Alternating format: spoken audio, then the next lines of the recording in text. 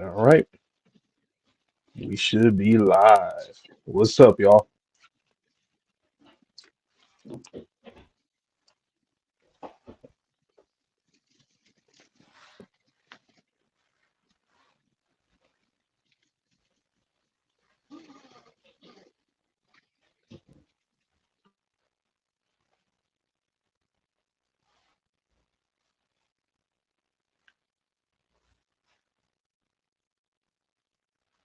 Let's see, quick, let me check.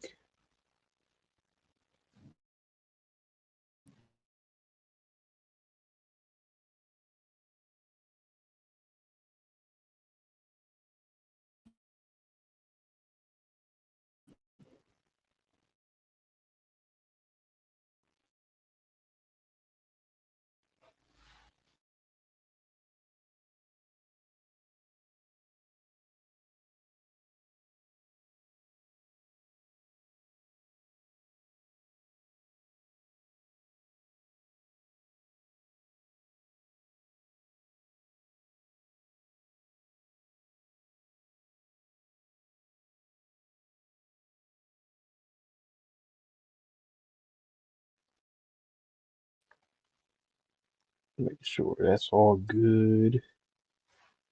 All right.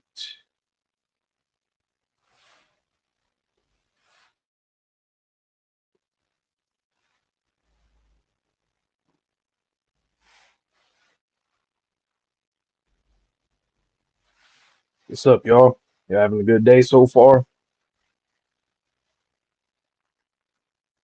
Or night, wherever you are in the world. You know what I'm saying? We're worldwide around here, kind of, sort of. You know? What's up, Kebab? Kbob 316. I like that profile picture, by the way.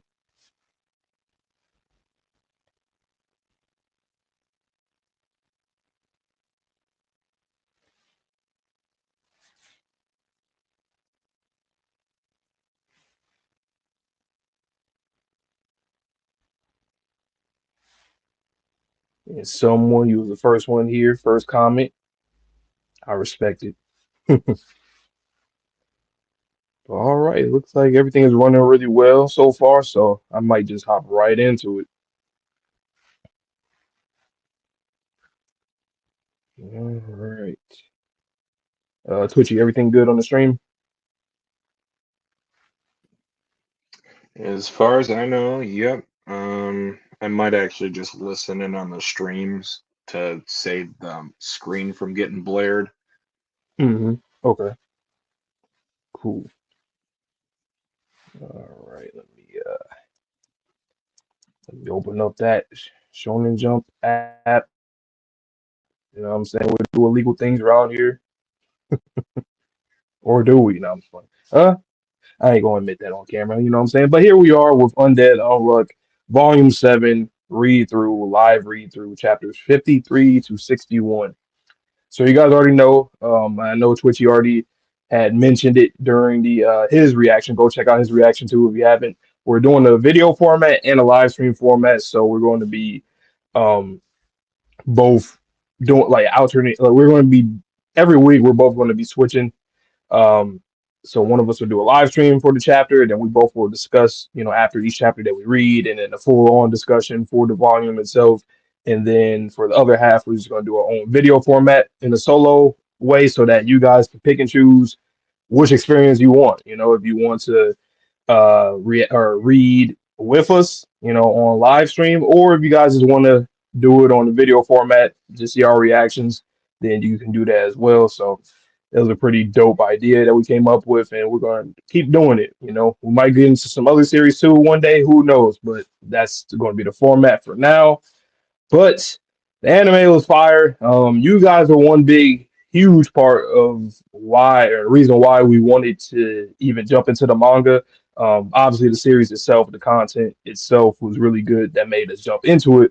But a lot of you guys' comments to us, every reaction, every video, you guys letting us know, things that we didn't know that was probably in the manga that wasn't in the anime. And then there was some folks that were spoiling stuff, and that kind of also had a result in us doing this too, so that we don't get spoiled. Because, yeah, but Mostly though, we were really invested into the story, the concept. We had theories every video, literally every video. So yeah, but enough of that. Let's just get straight into it, man. Chapter, we're on chapter 53. I'm not going to show it on the screen. Probably eventually I might get into all of that pretty soon. And hopefully I am not echoing on my phone, but if so, that's all right. But yeah, we uh we are just going to, you have to read along with us, starting from chapter 53, page 1. So follow along on your own device with your own manga chapter, and let's just get right into it. All right. Undead Unluck, chapter 53. Have any black tea? I forgot in anime we left off on that little post credit scene of Juiz meeting up with Billy in the winter. So I'm assuming we're going to get into that winter arc probably right now. I guess the winter Uma or UMA, whichever you want to call it. So let's see what we got here. Obviously, this some of this stuff looks like some stuff that we already seen in that last episode when they defeated Autumn. So let's get into it. Thanks. My body isn't moving right, moving quite right. Andy, look at that. Autumn is disappearing. Yeah, because it lost its core. The six of us came out on top. Yeah, guess we did. Latla, collect the soul caliber. Mr. Rip, what? We're taking the artifact. Thank you very much for working together with us. I doubt the two of us could have done it alone. Even when it looked like Andy and I were in serious trouble, you came to our rescue. We were perfectly in sync too. That proves that we should be worrying that we should be working together in Unluck. We can't work together. I want Arc, and obviously we got that. Once again, I'm like, damn, it's funny how a lot of these characters have like the same end goal, but at the same time we're beefing with each other. We're in different factions and stuff. I think at some point we're going to have to work together because I mean, if you have the same goal, kind of got to do what you got to do. Obviously, I understand the situations because everybody wants something specifically. Like some people want an artifact, some people want the arc, some people just want to defeat God. So I get it, but altogether, I think it all goes into the same umbrella of things that they all need to accomplish together. Um, Helping you would mean joining Union, right? You can imagine how that turned out. My plot would get uncovered by injustice. Besides, Juiz is keeping Arc all for herself. The fact that none of the other Union members knew about Arc is proof enough. I have no choice but to steal it from under her by force. Ooh, I always love those white background panels showing like some leaves falling or something falling between them and behind them. It was two characters talking. I always love those kind of panels. This person must be very important to you. Yeah, they're my everything. Mm, big sissy. We seen briefly their little backstory with her little sister dying and him trying to repair her and save her, and it just this world's unfortunate, very unfortunate. It's just very much so. Oh, are you sure about letting us have Autumn? Won't you get in trouble? I probably get in. I just realized how she's still riding on the balloon right there. I'll probably get an earful for letting Sean get killed. That boy Sean was so ass. I ain't gonna lie. That boy was mm-mm. Unseen. Mm-mm. But it's whatever. After all, I ended up owning you guys. I'm sorry for stealing your gun, Agu. I'm sorry for hitting you, Agu. Here, this too. I gathered what I could. This is Sensei's. Oh, what is that? Let me zoom in. Oh, yeah, the G liner, huh? Undead. Who was he? Who was Ano? I'm guessing a negator. Unknown. Boom. That name drop was fire in anime. Probably my favorite one so far. A self-targeting compulsory type at that. I see. I hope we meet again. Yeah. Bye bye, Agu. Fuko. Fuko? This is Puko. Bye bye, and Agu to you too. Bye bye. Yeah, and then this one is laying on the ground. Welcome to the party. Guessing your body hasn't caught up with all that growing you did in the book. Hmm. A lot of time passed in there. You did good sticking it out. It was no big deal. It was only about 10 years after all. Hey, Juiz, it's me. We've captured Autumn, but Autumn literally went up in smoke. Sorry about that. Okay, Juiz with the drip. I see. No need to apologize. Good work. So long as we know that the future isn't set in stone, that's all we need. What the hell is going on in the background? The boy Top, him hands in the pocket. There's always those kids with the hands in their pocket thinking they cool as hell, like Killua, which is true, factual, but just mayhem in the background. What is she holding? I think I know how he acquired his info about the past and the future. On a quest a few decades ago, we captured the Uma information. Ooh, okay. The reward was to bestow information of the past and future to one currently existing artifact once and only once. Hmm.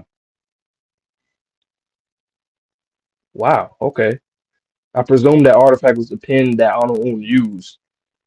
He acquired the information once he touched it. Hmm. All that stuff just on some Gojo Infinite Void shit. Just information, boom, straight to his head. However, in Vonte, an attempt audio to is clipping a little bit. the audio was what? Clipping.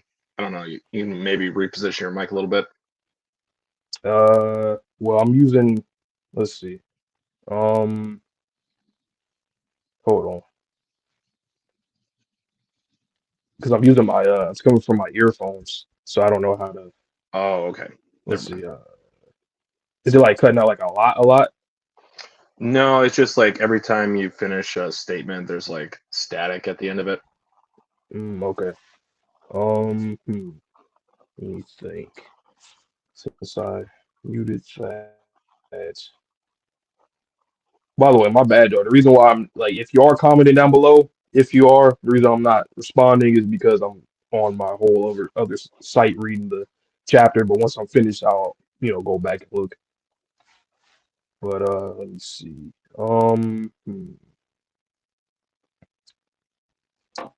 Maybe what I can do. Hold on. Let me go mute for a second.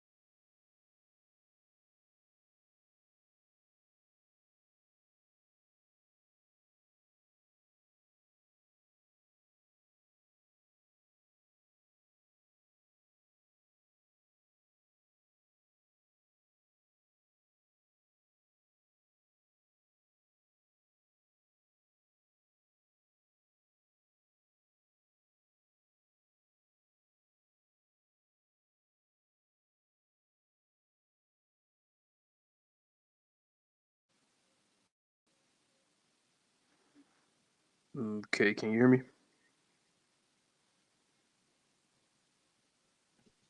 Yes. All right. Hopefully this is cool and stays just the way that it should right there. Let me put this back. All right. Sorry for the technical difficulties. This is the first time. Well, not the first time I'm doing a live stream, but first time that I'm doing it in the way that I'm doing it, putting the camera and what I'm recording or what I'm reading off of and streaming off of. So hopefully everything's cool. All right, let's get back into it.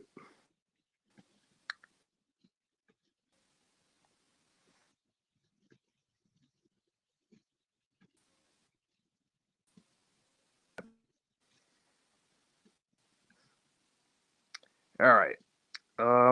Boom. Juice with the drip. Yep.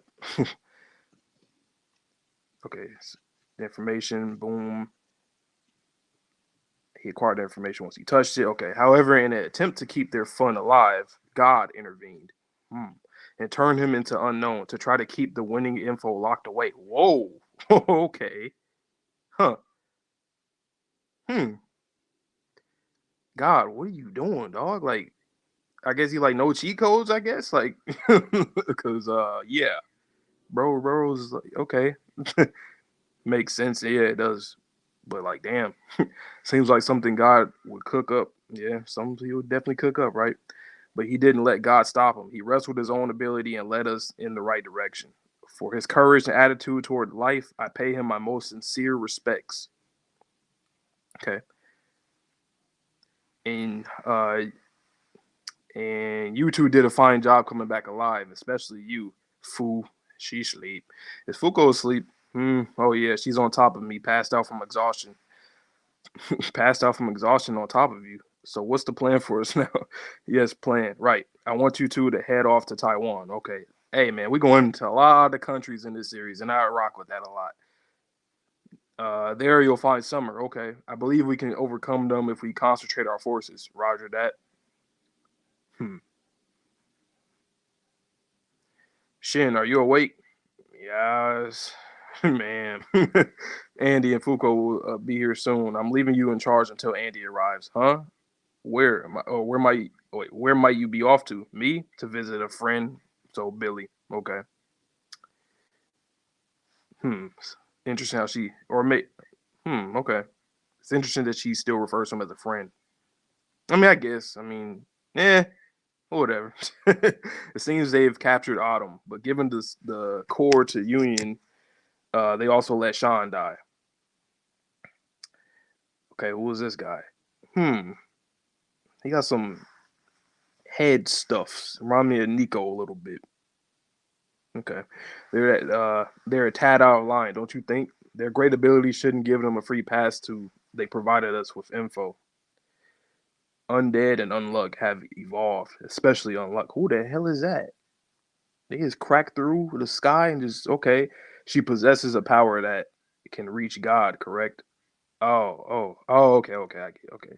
So you were here after all. Okay, Juice, interesting. Oh, it's just the perspective. It made her look big as hell. Okay. I was like, what the fuck? All right. Ooh, those okay. Have any black tea, Billy? Sorry, I'm a coffee guy. So yeah, most of this is what we've seen, but obviously there's some things that were shown here. Twitchy, you can unmute if you want to discuss about this.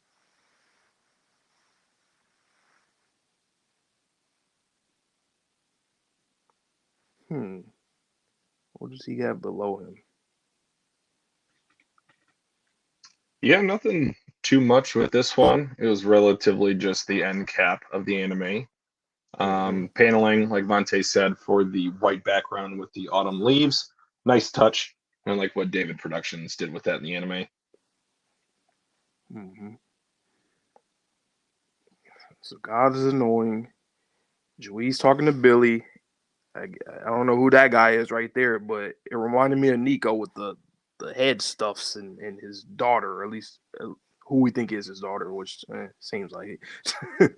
But yeah, I guess I'm gonna get into chapter 54. Let's get right into it. Please don't. Oh, okay. I like this cover page right here. Chapter is called Hope. Bet. Let's see what they got going on. Interesting. I'm noticing that like I don't know if this is on purpose or not, but like you have Juiz with the white aesthetic, the white clothing or whatnot, and you have Billy with the black. Okay, I like that. Have any black tea, Billy? Sorry, I'm a coffee guy. Tell her, give me some space. Are you sure about this? She's highly capable, isn't she? You'll just get used by her injustice. Yes, sir. Okay, boom. He's out. A companion from your mercenary days. Yeah. He was our radio man. Good at his job. Okay. So he was a mercenary at one point. Okay.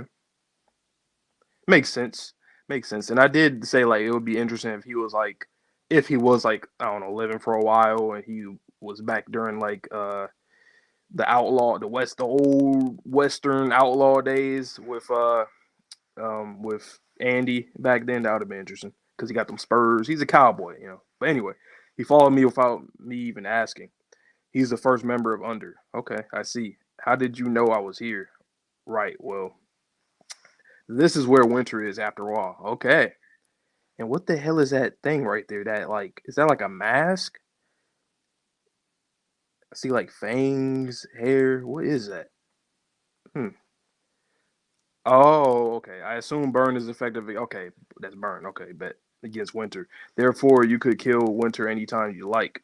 Back then, you prioritized Arc. However, it would be the first to secure Arc over the reward. Right.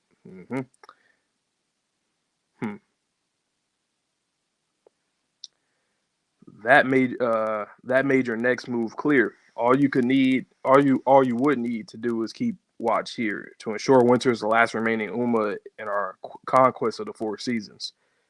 Winter would be your hostage. And in the end, you'd propose this deal. If I go ahead and kill Winter, you guys won't be able to get the reward since you don't have the round table. If you want the reward, trade the Arc for the round table. Sound about right? I bet there's some more stuff though that we ain't getting that we won't get from him here, but we'll see. We'll see what else he will spill the beans with. If you're here after figuring all that out, then that must mean you're here to trade. No, not quite. I've come to talk. Will you join forces with us once more? That's what I've been saying. It just makes sense. Like, come on now. You think that's possible now? We have the same goals, right? I'm sure we can work out a compromise somehow. The reward is absolutely essential to you and me, since all of the artifacts gained as rewards are weapons crafted by God to defeat God, which is wild. Like, that's fucking wild. God is weird, man. He's weird. He just makes everything confusing, bro. That's news to me. I simply assume we've been battling with tools made by a super ancient civilization. So why did you keep this from us? Where did you come to learn that tidbit? It's information I can only gather by writing Arc. However, I couldn't divulge it since I was keeping Arc's existence secret. You know, you're only piquing my interest in the Arc even more. Quit leaving me hanging and cut to the exactly. Louise, she keeps doing this shit. Like, come on, tell us everything, man. Quit leaving me hanging and cut to the chase. It's reached its limit. Arc is almost out of energy. Okay, that's the dilemma right there. Makes sense. Makes sense. It might be capable of one more trip back, but it's not guaranteed. The next time we fail, that's it. We lose for good. Imagine she lying and it got hella more juice to it. But okay. But I don't know. That's interesting though. Okay. Arc's a one-seater? Yes. Wow. Okay. And you're not lying. I swear upon all that's just. It's so, I don't know, man. I mean, it makes sense if it was one step, but I mean, I guess that would be why you would keep it a secret and why you weren't able to have your union on Arc, because obviously that wouldn't make sense to go on Arc without your people backing you and all of you guys have the information. So I guess it's the truth, unless she just fucking with my mind too. So I don't know. I could hand Arc over to you, but you'd never be able to reach the stage of your first try, huh? Okay, it's one of those things. It's like it's a skill issue. I got this. You simply don't. Seeing how we're at the end of our ropes, I think that the best thing we can do right now is to work together. Why didn't you tell us? Why didn't you tell any of us? Don't you think that if you hadn't tried to bear the burden alone, things could have turned out different? And I know that's something. That's how Victor's been feeling too. There was just one person who knew. However, they tried to take my life. Exactly. Yeah. Because they wanted Ark, huh? No, that's not why. Because they had feelings for me. Damn, seeing Victor cry too. It was Victor. He tried to stop my loop by force. He said almost the same thing you are now, that I didn't need to bear this on my own any longer, that I should leave it to someone else and rest in peace. Hey man, she's one of them kind of characters. The whole burden alone thing. Why didn't you tell anybody? You know, all that whole situation. And this is interesting because even Billy, I'm like, I've been questioning Billy just as much as Juiz, but like even he's like, yo, like, well, why would you do it alone? Like, why are you hiding this stuff? You don't need to necessarily do that. I'm sure you can find ways to tell us everything that we need to know without somebody saying, you know what? No, I'm gonna go in the Ark and you're not going in there, Juiz. Like, nah, I think they will have trust and faith in her at that point if she's just been honest and loyal to them the whole time, right? But you know, some people are just like that, and it's understandable. It seemed like he didn't want me to suffer for his own sake, but no, it wasn't for his sake. It was for mine. I simply wanted to see the person I loved smile. This is a dope ass panel right there too. I like that panel. Okay. And this is my first time like really getting like familiar with the art and the manga. Like I've seen like whenever we watch episodes, I'll like kind of go back and just skim through at certain moments, but I wasn't really like paying attention to all the art. And so far I'm loving this whole thing in the winter. This is fire. I like it. I carried everything alone out of guilt. But your betrayal opened my eyes, so I'll tell you everything I can. That is why I've come here. Yeah, makes sense though. Billy, you might be more qualified to go to the next loop. Your copy ability is more useful than my injustice, but the current loop is valuable. Okay. We have someone with the power to kill God who has lived long enough to meet us. Unluck. That girl is our hope. Chapter title. Boom. Will you join us in betting it all on her? I am sure she will negate this accursed fate. Okay. Like that. This is epic. I'm hearing OST in my head right now. Like I don't even know what OST that is. I don't know. It's probably never been created yet, but I hear it. That helped explain quite a lot. Yeah, it did. You're right. Now isn't the time for us to be fighting. But Tella, pass me a cube. Yes, sir. Still, are you sure before we fight Winter? I'm sure we can't take the first seat of the Union lightly. Juiz, you've always been right, but that's not good enough. Okay. We can't join forces. I've determined that's the best way to kill God. And there's no changing my mind. I mean, she had a good pitch to him, but I'm like, he even understood the logic behind it. He said the same thing that Victor said, but it's funny because I was going to mention this too, but it's almost like a contradiction. Like both of you guys want to do this alone. I wonder why. It's like, I don't know. We need some more context for Billy and his backstory and why he feels the way that he does. Because even with Juiz, he thought it was like a different situation. Like, oh, you know, Victor's trying to like he didn't know nothing about the whole love or nothing like that. So I'm thinking that he also has something different that makes him, you know, come to his I guess resolution to all this as well, to do it on his own. Even so, I still believe in you, Billy. You're too kind. Well, Burn, long time no see. That's interesting. Oh shit! Oh, I didn't even realize that was spoiled. Oh shit! I thought for a second it was like move. I don't know why. I don't know. I thought she was dipping. It was fucking spoiled. Whoa, that's a crazy panel. Damn, this is perfect. Since all you can do is burn and char, I'll get to teach you about the beauties of spoil. Wow. We'll follow the union's rules. If you want to raise objections, prove your point with power. Okay. Twitchy, what are your thoughts on this one? Damn.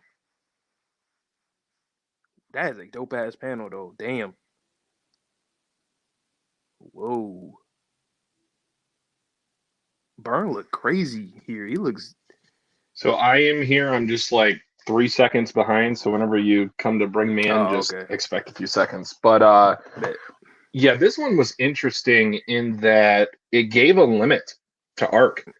Mm-hmm. There is only 1 or 2 more times that we can go back, and it is a 1-seater apparently. Yep. Also, by the way, are you hearing the echo on the stream? I'm not hearing an echo, no. Okay, cool. Because I hear the echo through my phone. I can't like mute it all the way for some reason. I guess it wants you to like still hear a little bit because I'm, using the camera on my phone. But I'm using the voice from my tablet, so that's why it's like that. But yeah, damn. This was a good. I like this chapter. I like this discussion. Both of them are tripping though for different reasons. Well, kind of the same reasons, but different. But it's like I get both. Well, I get both of their sides, but at the same time, it's like I don't know that 1-seater for the arc does really put a wedge in a lot of things because it's hard to just tell your crew tell the Union that, and then like you just got to put all your faith and all your hope into her to like ensure that things can get done and they can defeat God and whatnot. But I don't know, man, that's tough. So what do you think of the whole line by Juice to where she was saying all of the artifacts were created to defeat God? Yeah. It sounds like kind of what we thought like early on about God. Like, well, if you're creating these kind of weapons to kill you, then you must want to die, or at least want to just you're bored and you just want to challenge people to kill you. But I don't think it will be just that. I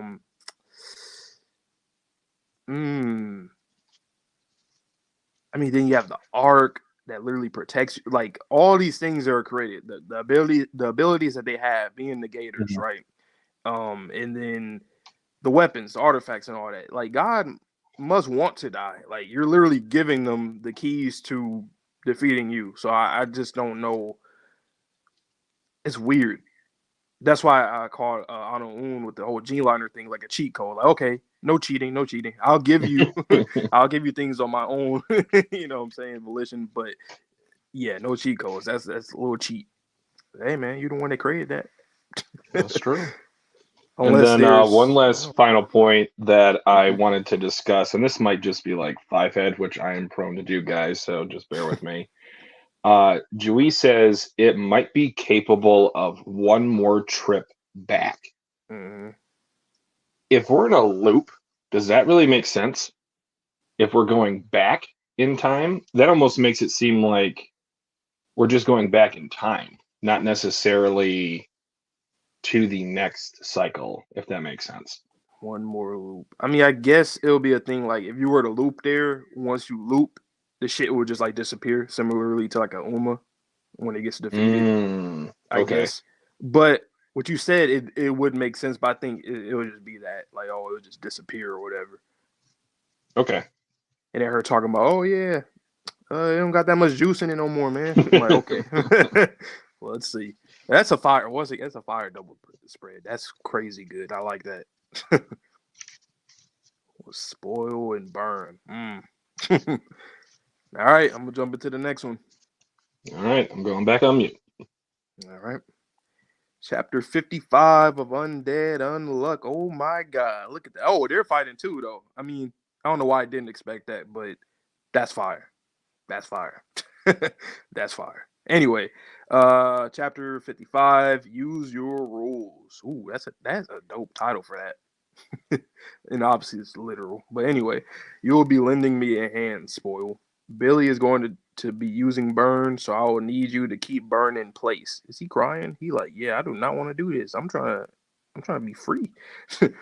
Why do I gotta subject myself into a loudly or lowly vessel's orders? Even if 1 rule were to fade away, the world would continue to change in vain, as if trying to recoup its loss. So I have no qualms with taking a measly rule like you out of the equation. Wow. Damn. I look at his perspective, how he's seeing her, like, you fucking monster. Listen, you're at a disadvantage against Burn. Damn it, if only Undead hadn't come around in the first place. I just need you to buy time for the operation. I'm at a what?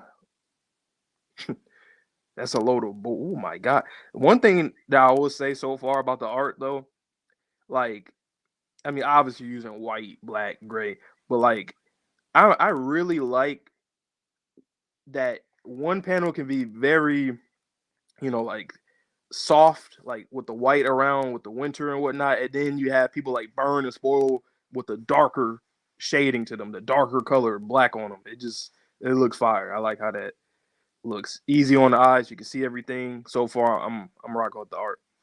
But yeah, it's a little bull, huh? Yeah. Damn. It punched the fuck out of him. Ow, it hurts. It burns. It hurts. Oh, it burns. You can't make fire spoil.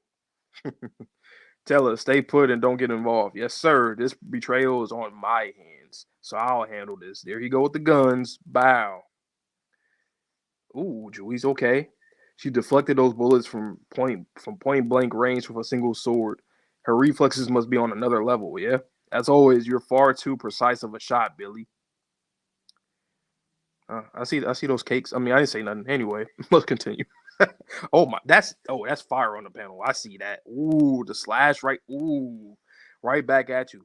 Unstoppable. Your approach is too straightforward. Makes taking your rear all too easy. Injustice. Ooh, okay. All right, bet she's okay. Nice.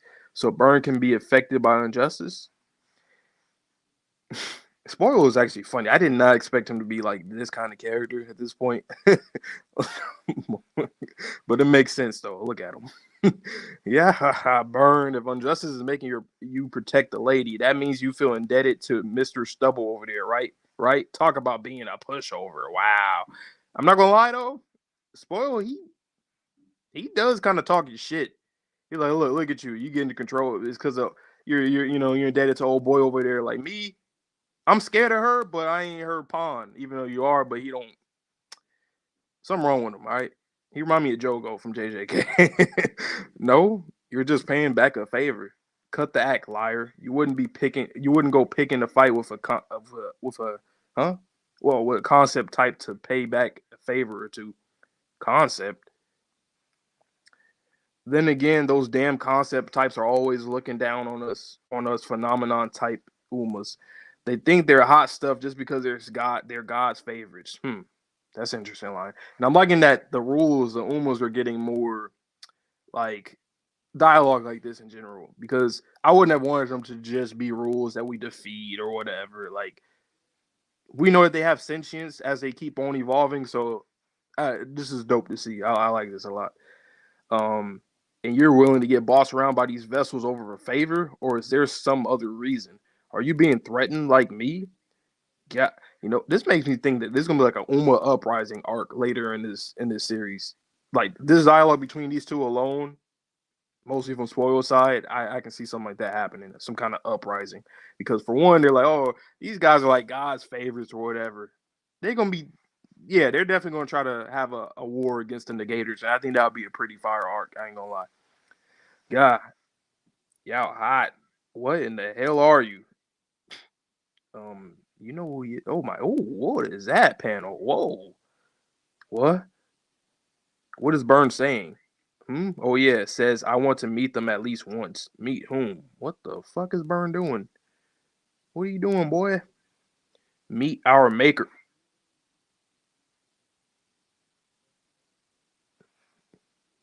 We ain't seeing God right now. We're not. But whoa. And what does that mean? Hell if I know. We don't have any childhood memories. The only thing we do recall is one order. Okay. So they're like the tail beasts from Naruto in a way. That's what it seems like. Use your rules. To make humans suffer. That's literally there. Okay. So that's literally the only order that they got, the only rule that they have in life is literally that. Okay, interesting. They don't know nothing about their childhood. This is all they know. Wow. It's trying to hit me with that decay beam. How futile. So I can't start shooting once he used unstoppable. Was it? Yeah, y'all gotta. Yeah, y'all gotta run. Y'all gotta get out. Y'all need some backup or something. Tell her. Get on to burn. Yes, sir. Spoiler is rotting the ground. Yeah. And avalanche is coming. Yeah, they going. This is a crazy ass fight. And I already saw the panel of the fucking beam. I couldn't miss that. It was right in my face. Anyway, pause. Anyway, no matter how fast no matter how fast you are, if you don't have the proper footing, you won't be able to change your fate, your path. My bad, y'all. My eyes. Anyway, that's check, Billy. Right through his fucking hand. Captain, spoil right through his hand. You better chop that shit off, man. Or yeah, you gotta chop that shit off. Why didn't you use my injustice? Why are you not fighting like you mean it? Answer me, Billy. What the fuck? I get it though, but damn, Billy's weird, bro. He needs he needs to stop being weird. Nah, damn. Well, that was the end of the chapter, huh? That one went by kind of fast, huh? A lot of fighting. What are your thoughts on that, Twitchy? That was interesting. God, I want to see my maker. I want to meet him. Interesting. Can you hear me? Yep, I can hear you. I want you to reread a certain line from this chapter. Okay. It is the line that says, dun, dun, dun. This is gonna go crazy in anime, by the way. Oh yes. Like very crazy. Like you can see, like, yeah. Like episode 1 and 2 is 2, 3, 4, 5, 6, actually this would probably 7, just be episode 1. 8, 9, 10, 11, 12. Reread the first dialogue on page 13. 13. I went right to that page too. The page after the meet our maker. Meet our maker. Use your rules to make humans suffer. That's it. Okay, and then read the previous page. Okay, and what? Oh, wait. Okay, boom. I want to meet him at least once. Meet our maker, and what does that mean? Hell, if I know we don't have any childhood memories, the only thing we do recall is one order. Then that. Who also doesn't have childhood memories? Oh yeah, that's interesting. Boy Andy. You know what? That. We know his existence is about 200 something years or something like that. I wouldn't be surprised if God like created Andy to put a wrench between the whole Juiz and Victor situation. Well, not only that, I was thinking that potentially Andy could have taken over Victor's body in order to cause him personal pain. To suffer, right? Yep. That might be it. I'm not gonna lie, that might be exactly what's going on with him. And that makes the most sense. But isn't that interesting though? Because then now that makes Andy and Fuko's dynamic even more interesting too. There's a lot of stuff going on in this chapter. Ooh. Because if Fuko's essentially like, that's our hope to kill God, and then you have the one rule that God created, like at this point Andy might be like the best rule he probably created, or one of them. Yeah, their dynamic is even more interesting now if that is the case.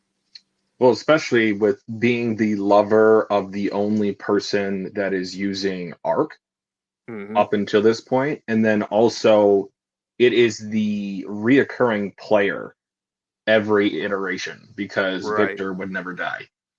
Right. This shit is wild. It's wild. All right. I'm going to chapter 56. Starting it now. Damn, Billy.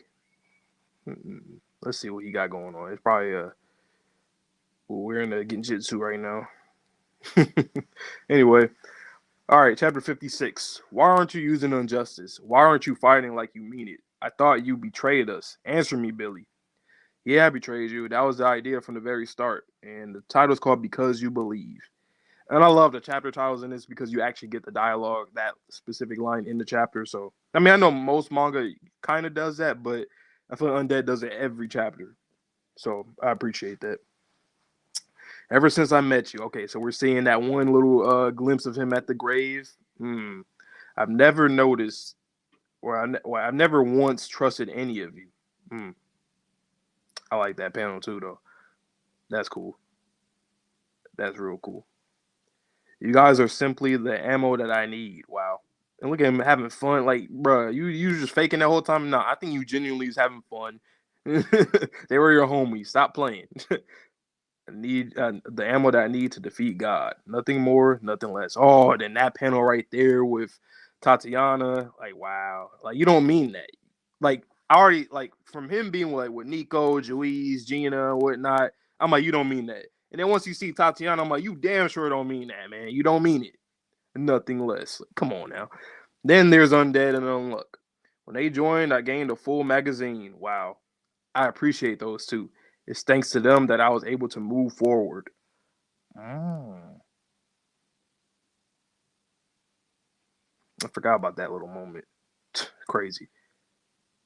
It's been this way since the start, Juiz. My vision of justice has never aligned with the unions. I don't care about the words of someone not willing to give their all. Enough of this. I'm bringing you back with me and getting you to talk by force. You still have undead powers left, don't you? Then I'll just lop off your head and carry it back. This is checkmate, Billy. If you've betrayed us based on your own vision of justice, and if I use my injustice on you, you'll either try to take your own life or attack your comrade, and that's when I'll strike. Now come, show me unjust. Oh, man. These panels, dog. These panels are special. Like, these are good panels, man. Good panels. Wow. Show me injustice. Your vision of justice. What's about that? I see blood, and he lopped off her hand. Fucking forearm down. Goddamn. Even Spoil shook. Like, what the fuck? Oh boy. But why? I activated Injustice. The reason I wasn't using Injustice wasn't because I was holding back. Then why? Billy, I couldn't use it because you believe in me. Hmm.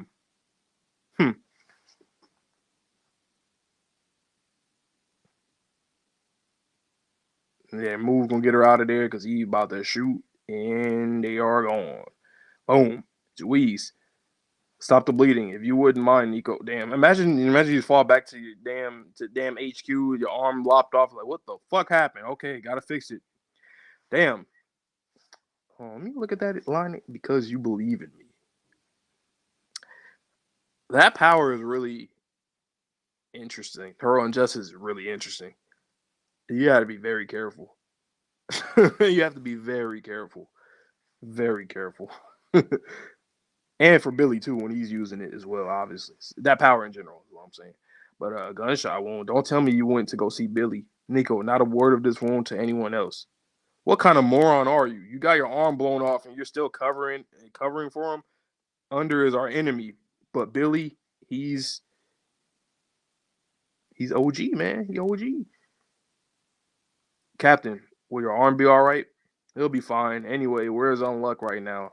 En route to Summer, sir. Summer? Fang's on that one, right? Correct. They're there solo. They're there solo. Should I patch you in? Yeah. Jawo Ganma. What do you need? It's me. This will end up benefiting you as well. So I'd appreciate your help.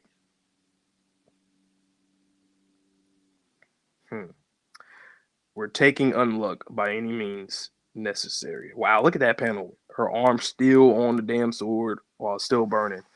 Okay, so Fang's gonna be out there in Taiwan. Bet. All right. Damn. Yeah. What are your thoughts on this one, Twitchy?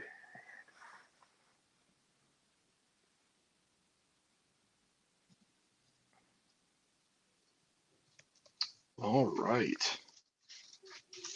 That was wild. Yes. Damn.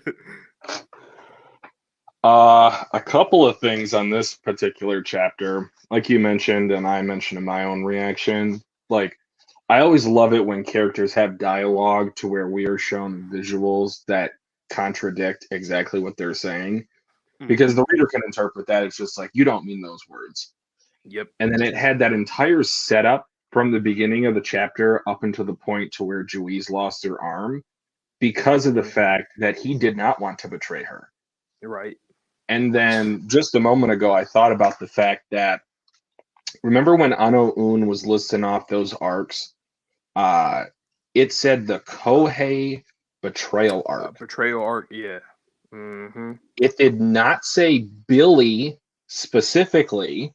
Mm-hmm. So what I'm guessing is that Juiz might have been betrayed by different underlings in Union besides Billy at different points in time. In past loops. And maybe Billy just accepted that it was his turn to do it, or maybe there was a reason why he had to do this in order to get them stronger.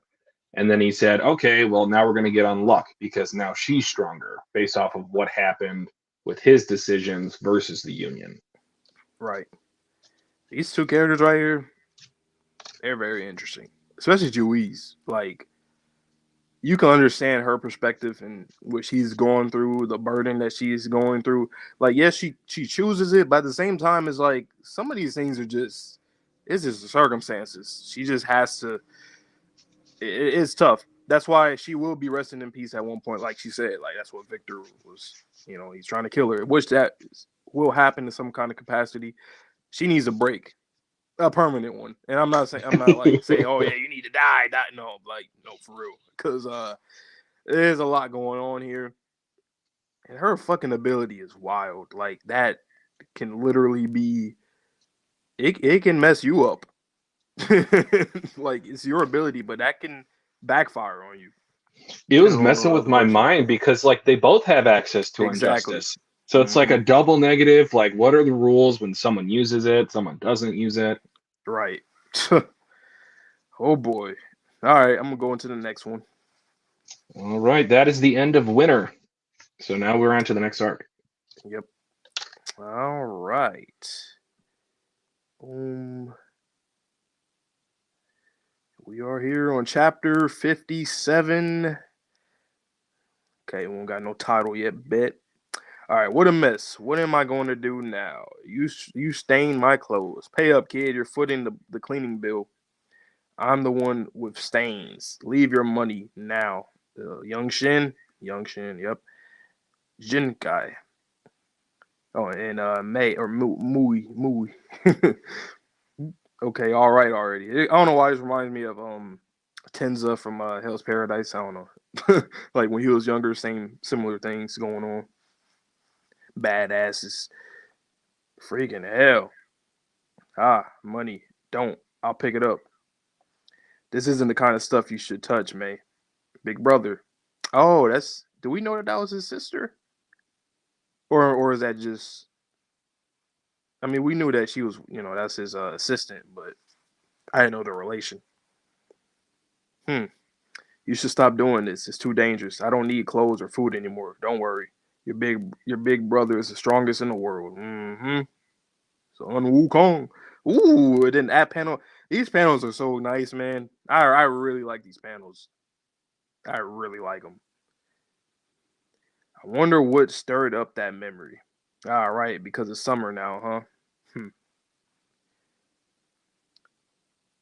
Yeah, she got us back. She ended up hitting the wherever those shits are. Oh, it's you, Mui. Sorry, I'm gonna call her May because I don't know why pronouncing Mui just sounds weird to me. But May, Mui, May. Sorry, I sort of spaced out there. Oh, come on. Oh, this just arrived a moment ago. Come clean, May. You're using another new artifact, aren't you? No, you see, Miss Juiz approved this was for use for my use, and I didn't approve of it.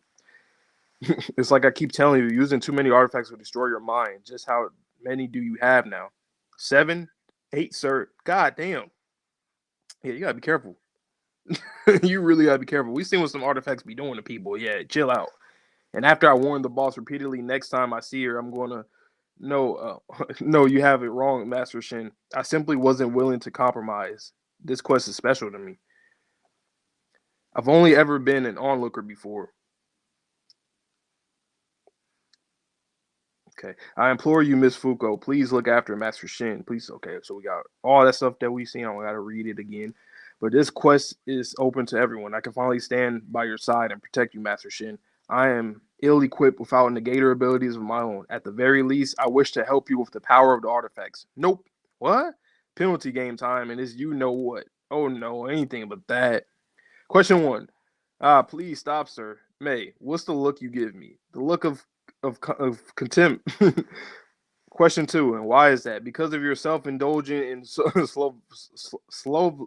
slovenly lifestyle. Question 3, is all of that true? Absolutely. And you know it is with the truth. Untruth. Well, May, how does it feel to say what you weren't even thinking? If you learned your lesson, then think about what you've done. Even though I know you've meant the opposite, it still hurts, you know? May, are you okay? Miss Fuko, you're safe. I heard you captured Autumn. Yeah, it was a team effort. Anyway, why were you two slumped up on the ground? Huh? Oh. You see, it's a form of punishment utilizing Master Shin's untruth ability. You're ugly and short. You're so mean. He torments me by making me say the polar opposite of what I think. It's terrifying. Doesn't that hurt Mr. Shin's feelings more? Wait, actually? Untruth affects you too, right, May? It didn't seem to affect Mr. Billy, though. Now that you mention it. You haven't told her the requirements, huh? Or you haven't told her the requirements, huh? You caught on, Mr. Andy. More or less in the fight with Spoil. Huh. Well, there's egg on my face. Anywho, here's the dossier for Summer on Summer. Summer was discovered in the month of blank on the day of blank. Let me guess, July 4th? I mean, I know it's Taiwan, so it wouldn't. I don't know, I'm just guessing anyway. A miniature spherical Uma. At the time, there were several eyewitness accounts. All witnesses have undergone memory wipe. Summer has appeared at places with gunpowder or fuel, gas stations and fireworks sellers. Okay, probably is 4th of July, but that's crazy though, and it makes sense. Summer, fire, heat, hot, all that. The target has been confirmed to grow bigger by consuming powder, or similar substances. Since it was discovered early, it is assumed that the target is currently in hiding in a shape close to its core form. You are to find and destroy all confirmed subbodies, and the weakened main body as well. I see. Top is running around Taiwan looking for the core as we speak. And where's that leave you? You've been slacking the whole time. Well, I'm doing my part in the operation, I assure you. This building currently has a massive amount of gunpowder lodged into its sides. Yeah, I'm familiar. For New Year's fireworks show, right? Indeed, and the fireworks are still there. Didn't they have the show on January 1st? That is what we alter people's minds to think. Yes. Memories to think. Yes. Very thorough. Basically, you're using it as bait to lure out Summer, right? Yes. Okay, that makes sense. That's pretty smart. By the way, Mr. Andy, you have become quite strong, haven't you? Oh my God. It seems you're nearly as strong as Victor now. I sure would love to square off against you. Bro, chill. Chill, Shin. Chill. Just chill. Stop. Can you just chill? It's not time for that. Focus on the quest, or I'll rat you out, Juiz. Huh? 2 Juiz, my bad. What the hell is that? That's a big that the main body? No. But this place should be the only source of food around. Oh well, this is perfect, isn't it? Say what? Show me the fruits of your training. If you'd be so kind. Was I? Damn it, you're using your ability. You freaking slacker. Deep Crimson Crescent Moon. Easy. Easy money? Is that easy money? And who the hell is this? Jinkai? Not bad. Oh, is this Fang? That's probably Fang. Yeah, because he did say he was in Taiwan. Bet. Fireworks are pretty cool in the winter too, huh? Jinkai, not bad. Now then, let the quest to neutralize Summer begin. Boom. Okay. This release on April 4th. We almost on April 4th. 2 days. Okay. Interesting. So I remember mentioning before in the anime with Fang looking at his attire. I forget the name of the shirt. I think it's like a Hanfu shirt attire. And I thought it looked similar to both Mei and Shin. So I was assuming, oh, they might know each other. They're probably from the same area somewhere in China, right? So that'll be interesting if he or she is somebody that probably was acquainted with them before or knew them. Interesting. All right. You got anything to say about this chapter, Twitchy? I feel like it wasn't too much in this one, other than us getting ready for this next arc. No, just kind of introduction into the new arc. I did enjoy seeing his backstory though, or at least the start of it. I always love character stories as it flashes to a present situation that they find themselves in. So him underneath the sun, it's just it gets in my shonen veins. So I appreciate that. A bit. Oh, the sound design is going to be fire for this though. Yeah. All right, chapter 58. I see the first page. Going back to some backstory stuff once again. Nice. All right, let's get into chapter 58 right now. May, check it out. It's a martial arts tournament with a cash prize. This much money could keep us fed for a good while. We could say goodbye to the boonies. I'm sure I'm just fine here though. Besides, you wouldn't you have to face off against adults? Well, yeah, but I'm always kicking adults' butts. Martial arts or not, the point is that it's a fight. No way I'm going to lose. And he lost. The winner of the tournament is Luo of the unnamed school. Big brother, what a shame. Your punches lack finesse. He kind of looked like was he unavoidable? Could be wrong, but from what I remember him looking like, he kind of looked like him. Enough of your crap. This ain't over. Big brother, Jinkai, not bad. Ooh, who's this guy? You know nothing of the martial arts, but show such strength. You have talent. Care to learn my style that's yet to be named? Fucking unnamed school is actually hilarious. Master, are you in your right mind? He is nothing more than a brawling brat. Do those eyes of his look so paltry to you? Those are eyes that hunger for strength. Those are the eyes of the dragon. Hell yeah. Eyes of the Dragon, chapter title. Boom. It's funny. This time we got the name drop of the title before the title actually came. Nice. Mr. Andy, what do that again and I'll chop you in half. What was that? You've gotten ridiculously strong. Can it? I just relieve 140 years worth of my past. You just what the hell?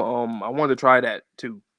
Then I get to meet all sorts of strong people from the past. Yeah, can't do it anymore. Ah, come on. I'm super jealous. There are so many people I've never gotten the chance to fight. For example, there's Don't Care. Hey, I wanted to hear it though. It's probably gonna be hella historical figures and shit. Anyway, what was that big lug I just chopped in half? Isn't the gunpowder they need to grow only supposed to be in this building and nowhere else?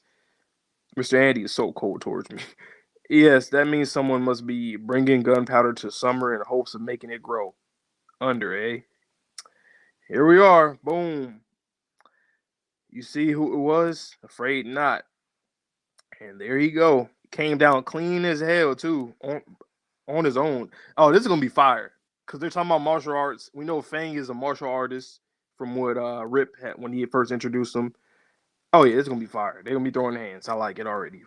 I love martial arts. Hand-to-hand combat is my favorite kind of combat in any show, movie, anime, manga, game, all that. Trying to get Summer to phase 2, are you? Hey, Shin, you take care of this guy. I'll make sure Summer... What? Hey, these guys look stronger, so I'll take care of them. You take care of the small guy down there, Mr. Andy. There's no freaking wonder Juiz doesn't leave you in charge. Huh? Amateur. Sorry, but what about this? Artifact. Oh, artifact. Game of Death. What the fuck? That's cool as hell. But whoa, that's crazy. Oh yeah, we're gonna throw a lot of hands. Yeah, we're gonna throw a lot of hands. Well, looky here. They're out in swarms. What are these? Wait, what are these Jiangxi? People came from the prayer beads. Yeah. May, my dear, hold tight. What the fuck? Oh, I'm tripping. I thought he like had armor on or something. It's just the way that it was drawn. I was like, oh shit, the hell are you doing back here? What about Summer? Kento on, bring these two up to Summer. A handful of presumably dead martial arts masters. Ah, damn. I'll get you for this jerk. An artifact that controls the dead. Well, in any case, he said, I took this personally. He said, I'm MJ. I took it personally. Today is my lucky day. I've always wanted to fight the masters of the past, and now they're right before my eyes. Thank you. This is my chance to figure out just how strong I am now. Okay. Ooh, already going crazy. Damn. Damn, the art here is crazy. Like the detail on the face, when that kick straight to the chin. Untruth. Your punches are impressive. Uh-oh. Wait. Is that? Oh, that's old boy, huh? Is it the one that he fought when he was a kid in the martial art tournament? Damn. Fighting a master makes one thing clear. Master Shin's kung fu's tremendous. Yeah, I wonder if it still isn't enough to reach the heights he strives for, to become the strongest in all creation. That artifact, can you tell me what it does? It allows me to place anyone I've killed into a. Oh, wow. Yeah, he definitely took it personal. Oh, my God. Into a bead and have them do my bidding. This was a senior disciple of my school. I never once beat him. Is that so? I presume you bear a grudge. Ooh, okay. These doubles, bro. This art's crazy. This art's crazy. I really like this art a lot. A lot. Nah, survival of the fittest. I couldn't care less about that. So come on, let's fight. Jinsai. Great. Wow. That is crazy. Damn. A peer, a senior disciple that defeated him back in his martial arts tournament. He joined the school, learned from the master, and now he has to fight this guy when he's dead after this guy killed him. So yeah, he definitely takes it personal. Damn. This kind of reminds me of Dragon Ball a little bit. The whole martial arts thing, and then of course you got the Sun Wukong and Goku, all that. And he has Nimbus. The mangaka definitely was a fan of Dragon Ball. Shin is definitely Goku inspired, like tremendously, and I like that a lot. You don't see that too often when people try you see it. People they get like the other qualities of Goku, like the personality and stuff, but like a lot of Shin's character is really reminiscent of that, especially early Dragon Ball. So I like that a lot. But yeah, Twitchy, what's your thoughts on this? If I kind of like the power scaling aspect of it, which I know is crazy coming from me because I hate power scaling. But given the fact that I think it's like times of war make strong men and times of peace make weak men. And I can only imagine based off of that how the artifact works, like what type of time period Fong was involved with. Because if these martial artist masters are like the best of their respective periods of time, what are they going to do when you unleash multiple martial arts masters at the same time versus one opponent? Yep. And then that final panel to where Fong and Shen were facing off against one another, all you could see was Shen's smile, but he's actually bleeding from that hit. That just shows like how sadistic he is. Mm-hmm. I love it. Yep. And this is gonna be crazy. That's interesting though. The fact that he literally killed people who he would have wanted to fight against, that he already lost to. So this never is, like beat. I say, he took it personal. MJ took it personal. All right, let's get into chapter 59. So we got this 60 and 61. 3 more left, and we will wrap it up and talk about the overall of both arcs. Because I'm assuming this arc ends on 61. Which one thing I want to say before I get into it, but like I like that these arcs we get like a lot of arcs in the series, it seems, and they're short, but they're very fulfilling, and I like that a lot. Because I'm not the biggest fans of like really, really long arcs in the story because I feel like it kind of takes away to like other focus throughout the story that we could, get into. But I like that with Undead, we get like, a few chapters, like, yeah, good chapters worth of an arc, few episodes worth of an arc. So I appreciate that a lot. All right. You propose 3 terms. 1, I send your younger sister to school. 2, I give you a roof to sleep under. And 3, I provide 3 meals a day. If I fulfill all 3 of those conditions, you'll let me teach you, correct? Yeah, the house is on the beat up side, but oh well, I'll deal with it.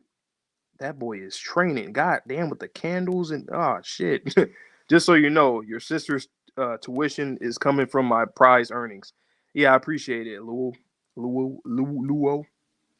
Shin. These terms are the only free reign you get. From here on out, you will endure my training, and I'll need you to fulfill my terms. I know he trained the absolute fuck out of him. It's probably gonna be so ridiculous. I mean, just like what Twitchy said, that sadistic face, Shin is something else. But anyway, to surpass you, right? Momenta, no problem. I'm going to be the strongest in all creation. So don't you go dying on me till I pay back what I owe. Fang. Ooh. Yes, until then, I'll wait without succumbing to age.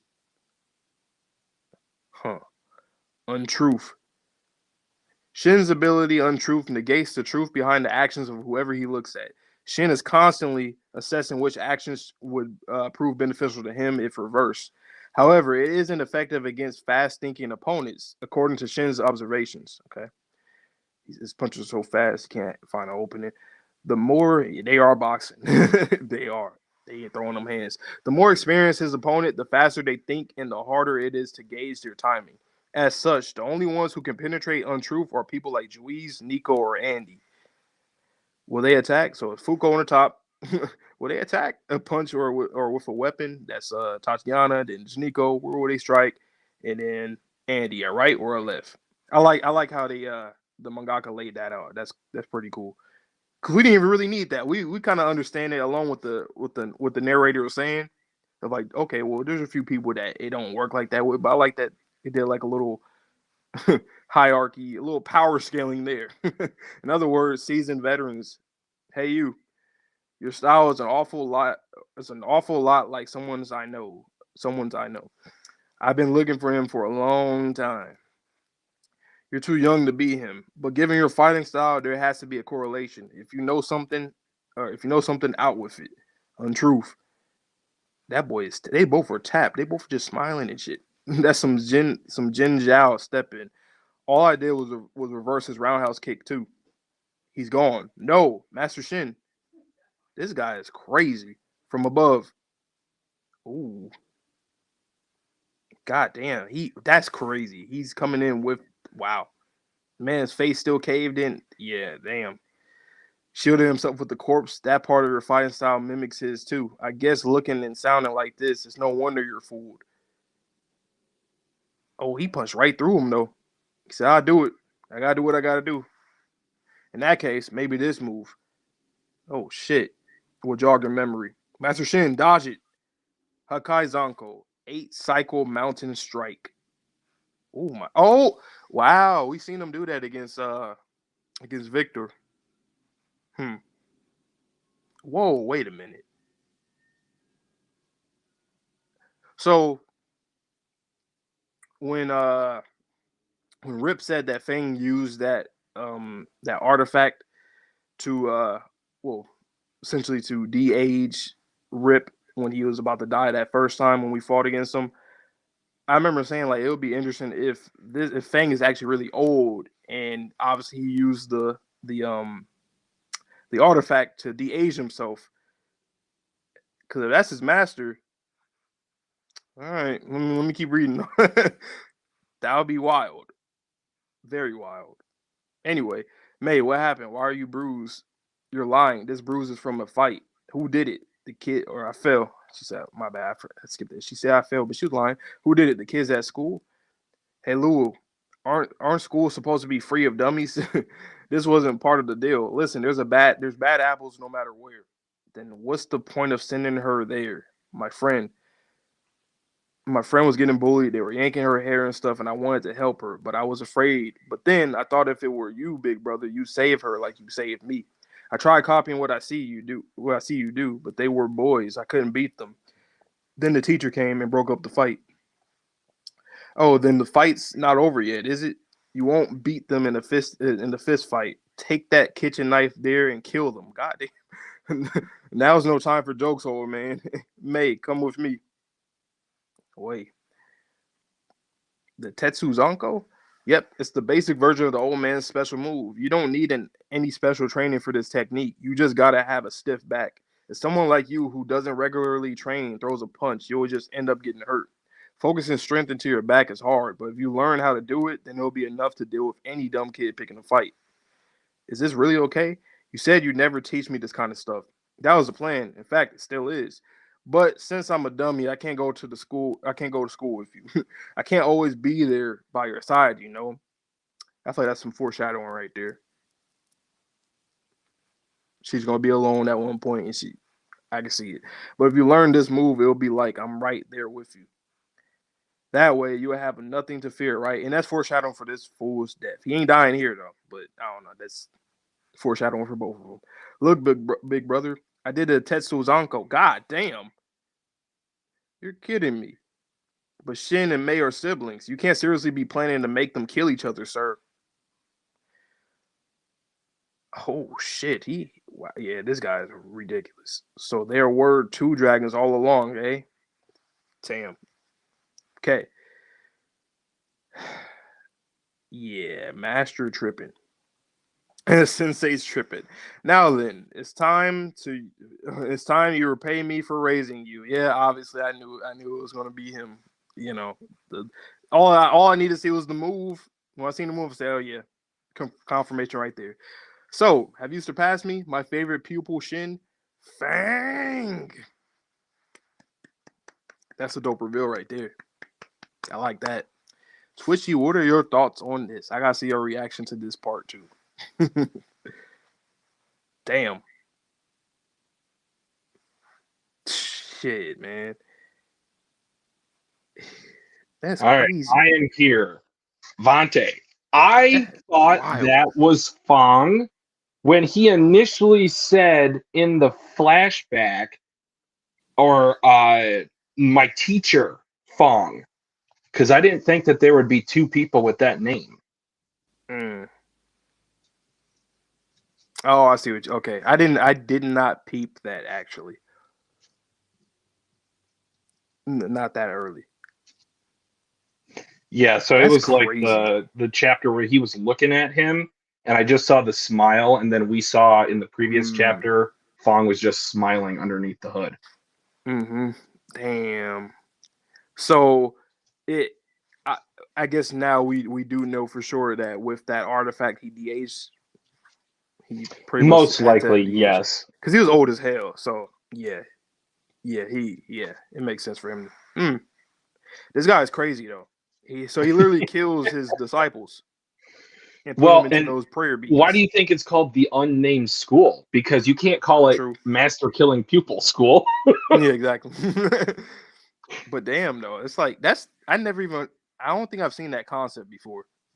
Like you literally have a school of people that you train, and then you kill them. I guess if you're worthy and you kill him, I guess that's whatever. Like okay, you did it, but this guy's crazy as fuck. We thought Shin was crazy. This guy, I mean, hey, it's his master anyway, so you gotta be. Well, not only that, he said that there are 2 dragons because of what Mei did. Mei. Mm-hmm.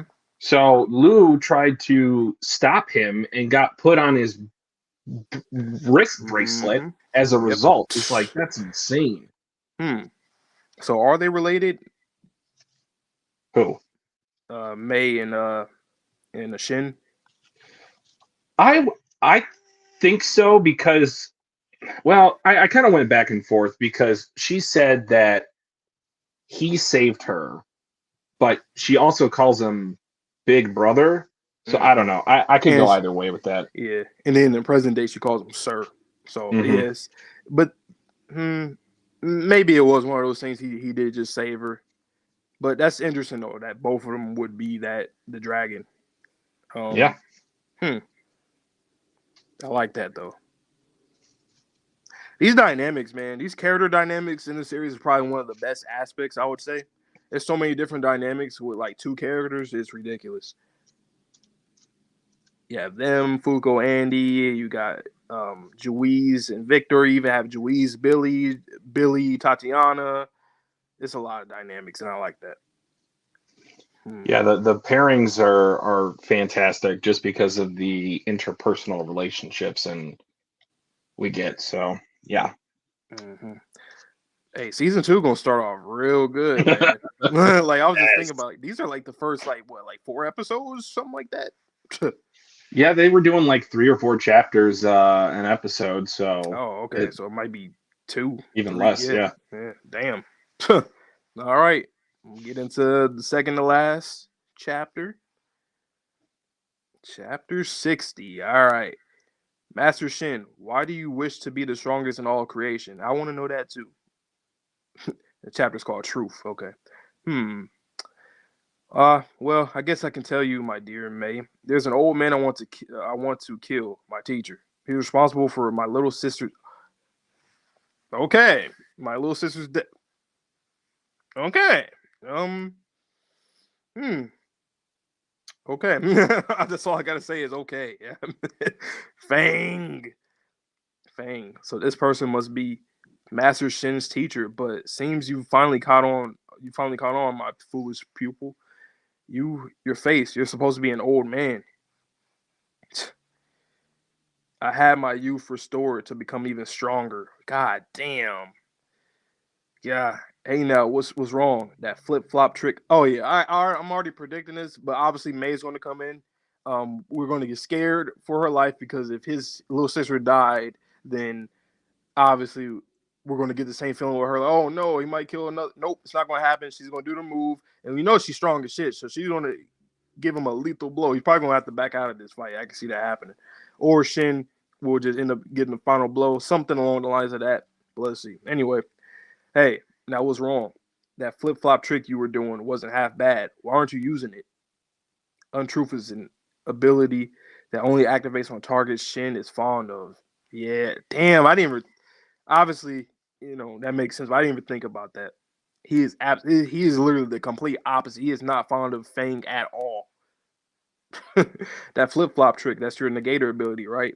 In order to kill you, it all finally makes sense. On that fateful day, I always wondered why. After the great lengths she went to live with you, she let go of your hand, but now I see.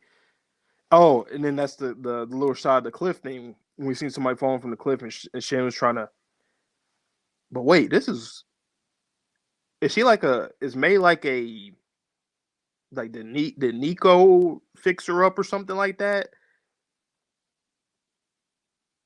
That is interesting. Because in the past, she always saying brother. And then in the present, well, actually, okay, one thing. In the past, she's called May, and she calls him older brother.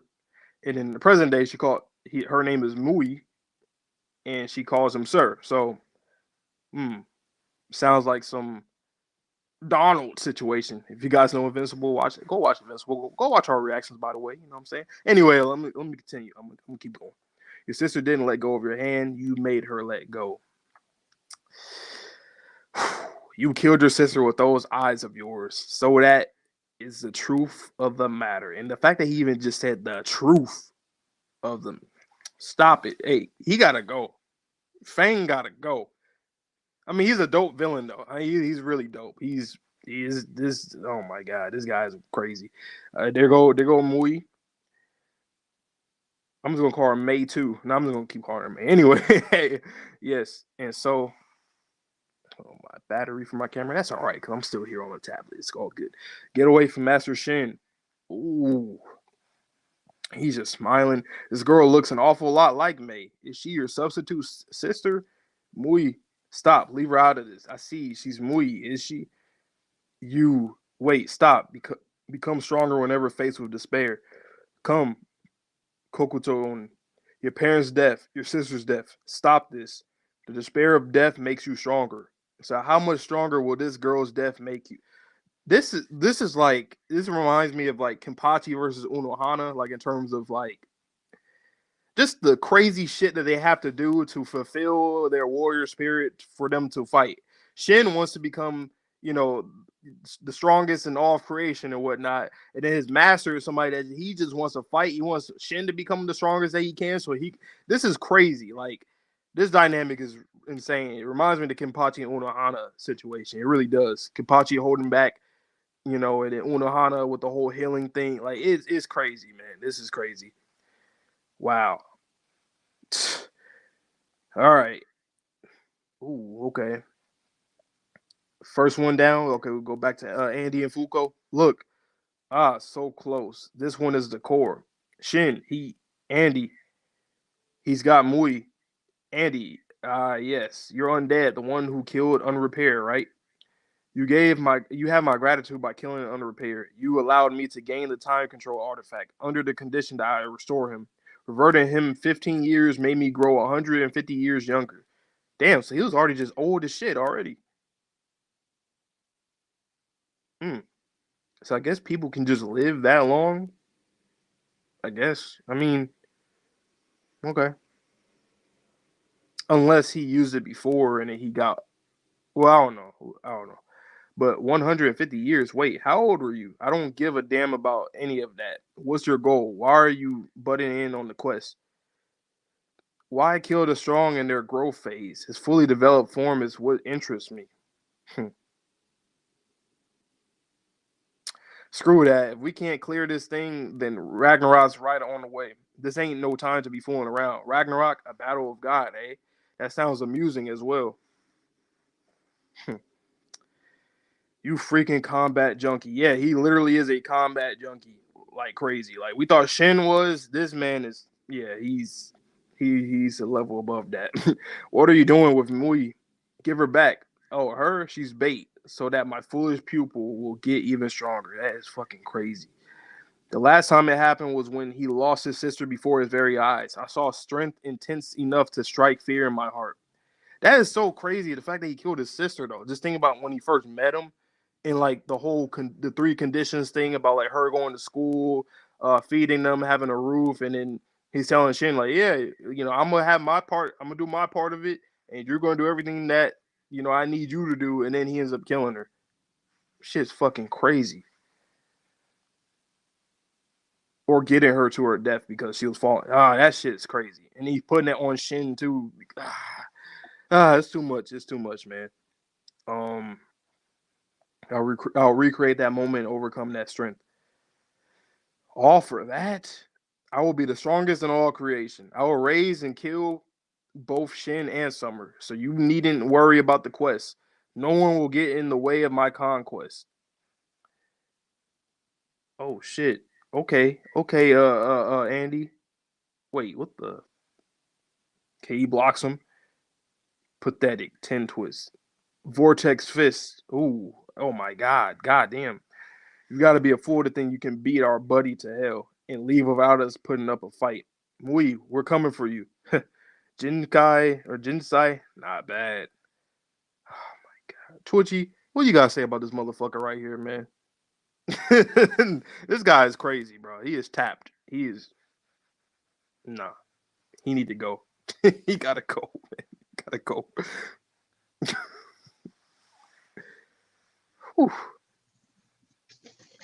Yeah, this chapter was insane. I like you, did not realize that Mui and Mei were not the same person. I thought they were.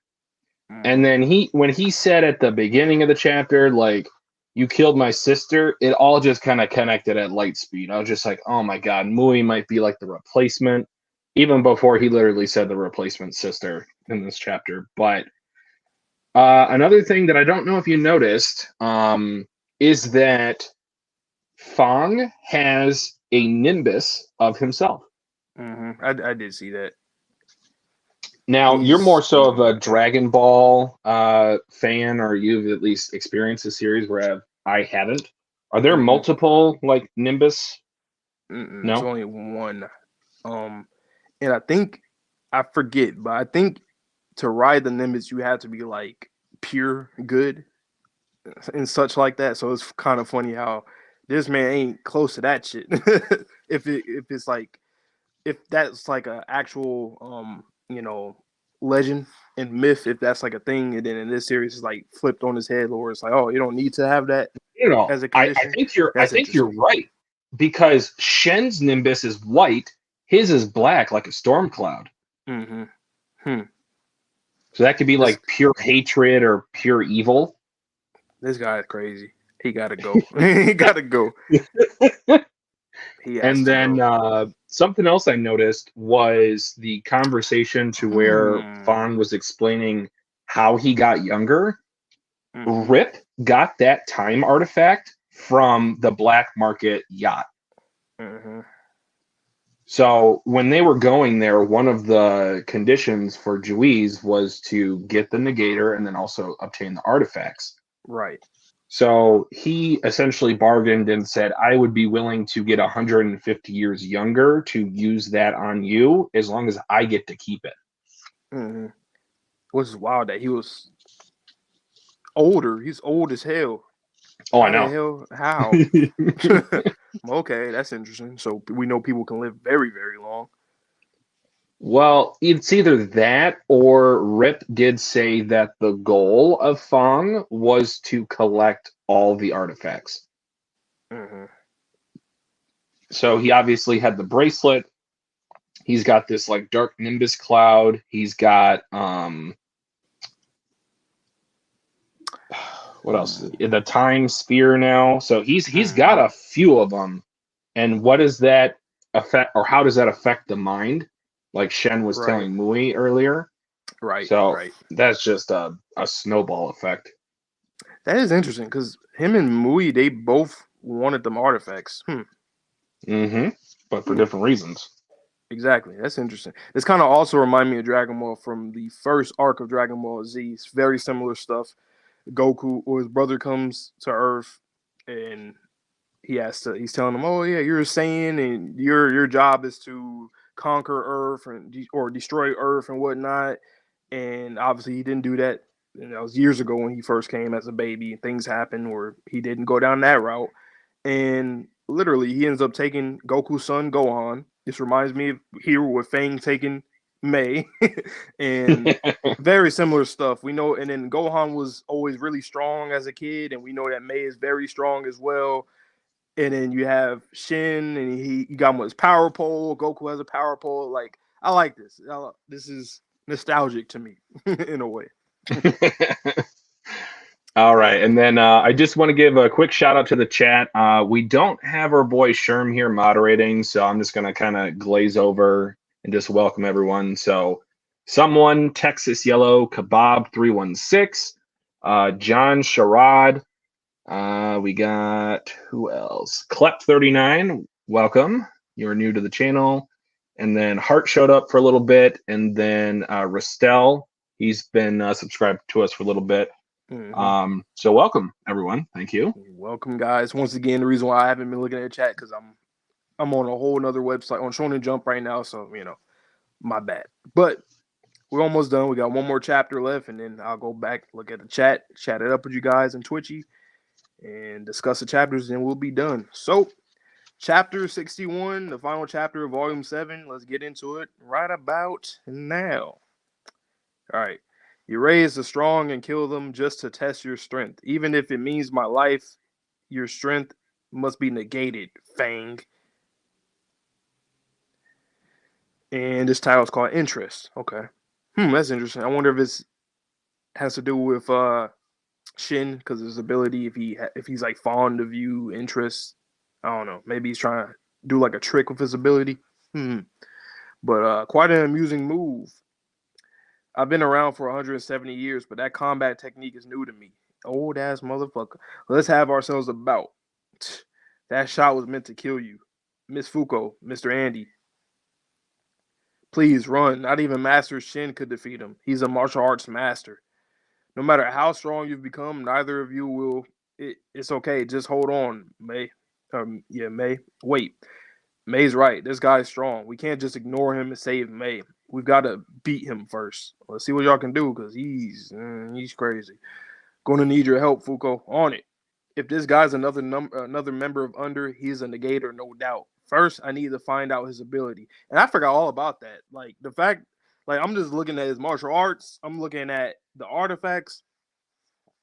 That just, I just forgot all about the possibility of this motherfucker having a damn negating ability. And he's probably been using it this whole time, which is probably like on some opposite shit to Shin or something in some way. But we'll see. But first, I need to find out his ability. I'll keep dying till I do. Deep Crimson Crescent Moon. Boom. Oh, shit. He got some nunchucks. Yep, he got some nunchucks. God damn. It turned into nunchucks. The spiral fist you used earlier to wish to fight that. I wish to fight that. Weapons are uncowed. Fight me with your bare hands. Bloody arts. Guess we just wing it. This guy is crazy, bro. Look at that's actually a funny panel. Seeing Foucault, she's just in the back behind Andy as he's just trying to go off. I'm using the blood spurts to accelerate my approach. So why can't I land a hit on him? He's not an external targeter like Shin. There have been no changes to my will or movements. Got anything else? He just stepped on my foot, but now my body can't move. Studying me through battle, aren't you? Are you? Yep, that's exactly what Andy does a lot.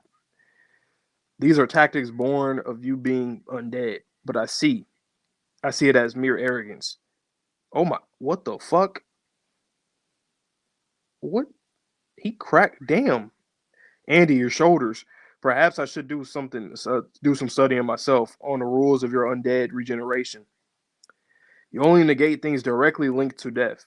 Bleeding and aging fall in that category. And if, oh wow, okay. So he's like, well, let me just fuck up your bone, crack your bones or something. You're not gonna die from that. And if you consider the risk of even a small laceration leading to something like tinnitus or tetanus, your regeneration makes sense. But without something that doesn't cause bleeding, like a dislocation, perhaps your ability won't mend it. Huh? Bullseye, I see. He's thinking. This man's thinking.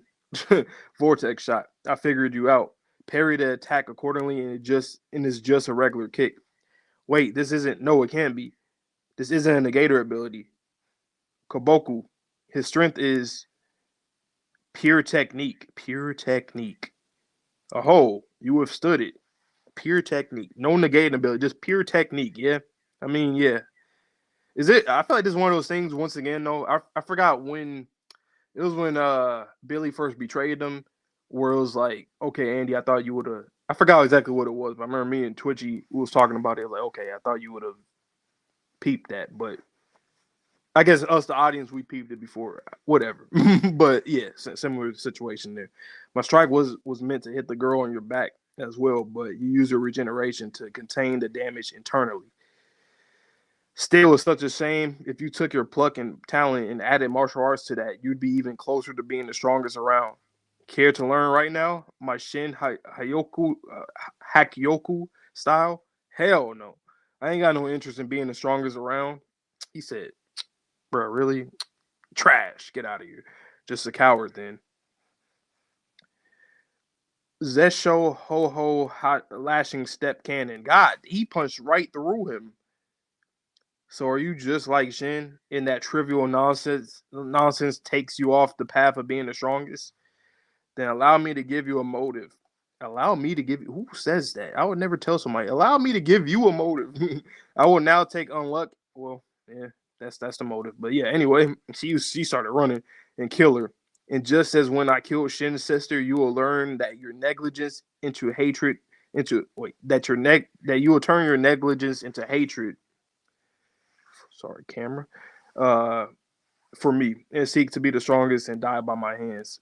Then it will be clear that I am indeed the strongest in all creation. A change in the overall plan. Time to dispose of unluck and you idiot. Even if you do get all strong by yourself, it will be hollow as hell. You're repairing yourself around my arm. That is crazy. You see, for me, protecting her and whatever she holds dear is my goal. If I've got the strength to carry that out, then I'm good. Here comes what you help raise. Yep. With the nimbus and the power. Oh my God. God damn. And the power pole. Your foolish pupil summoned by a stroke of unluck. Fang. Did you know 2 heads are always stronger than 1?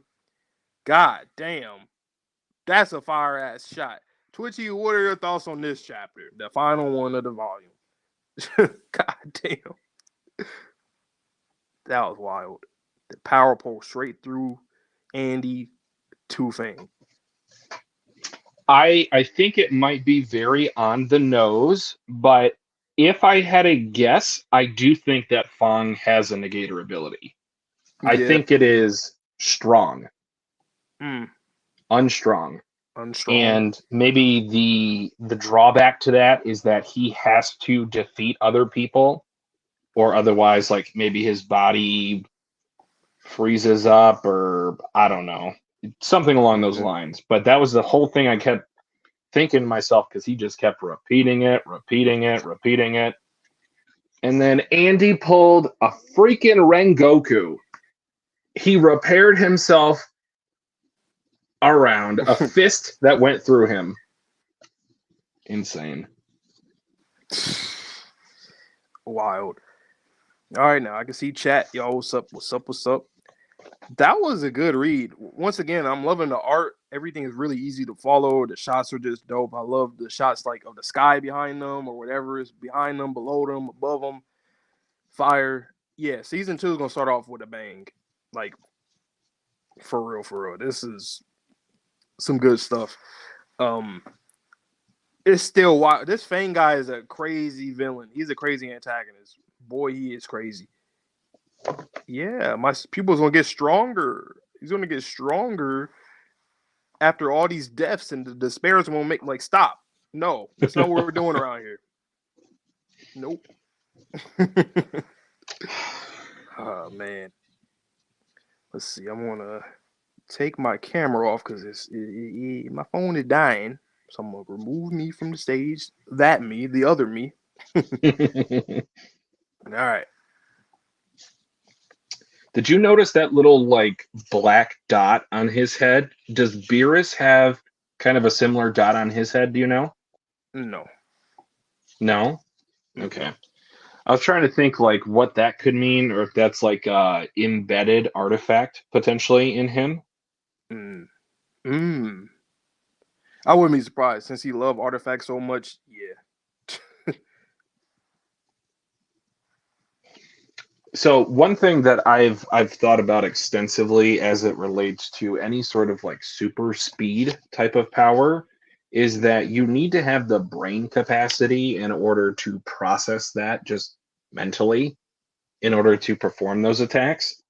So I was thinking that maybe that was a faster brain processing chip that he inserted into his head, much like Andy did to Victor. Right.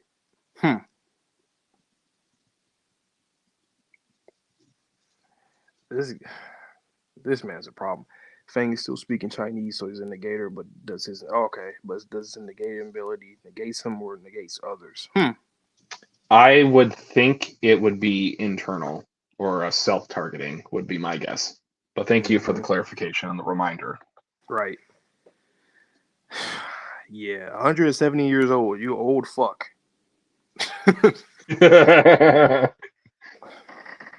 Did not expect his character to be like that. I thought he was. I don't know what I thought from Fang. Like I just thought he was one of a part of the crew, martial artists and whatever. Then we learned. Oh, he wants all the artifacts. I'm like, okay. And then we get this. I'm like, oh yeah, yeah. Under is a problem. They are a problem. And what did they say that the guy with the machine gun wanted to take over countries? Like we don't even know what's going on with that in the background just yet.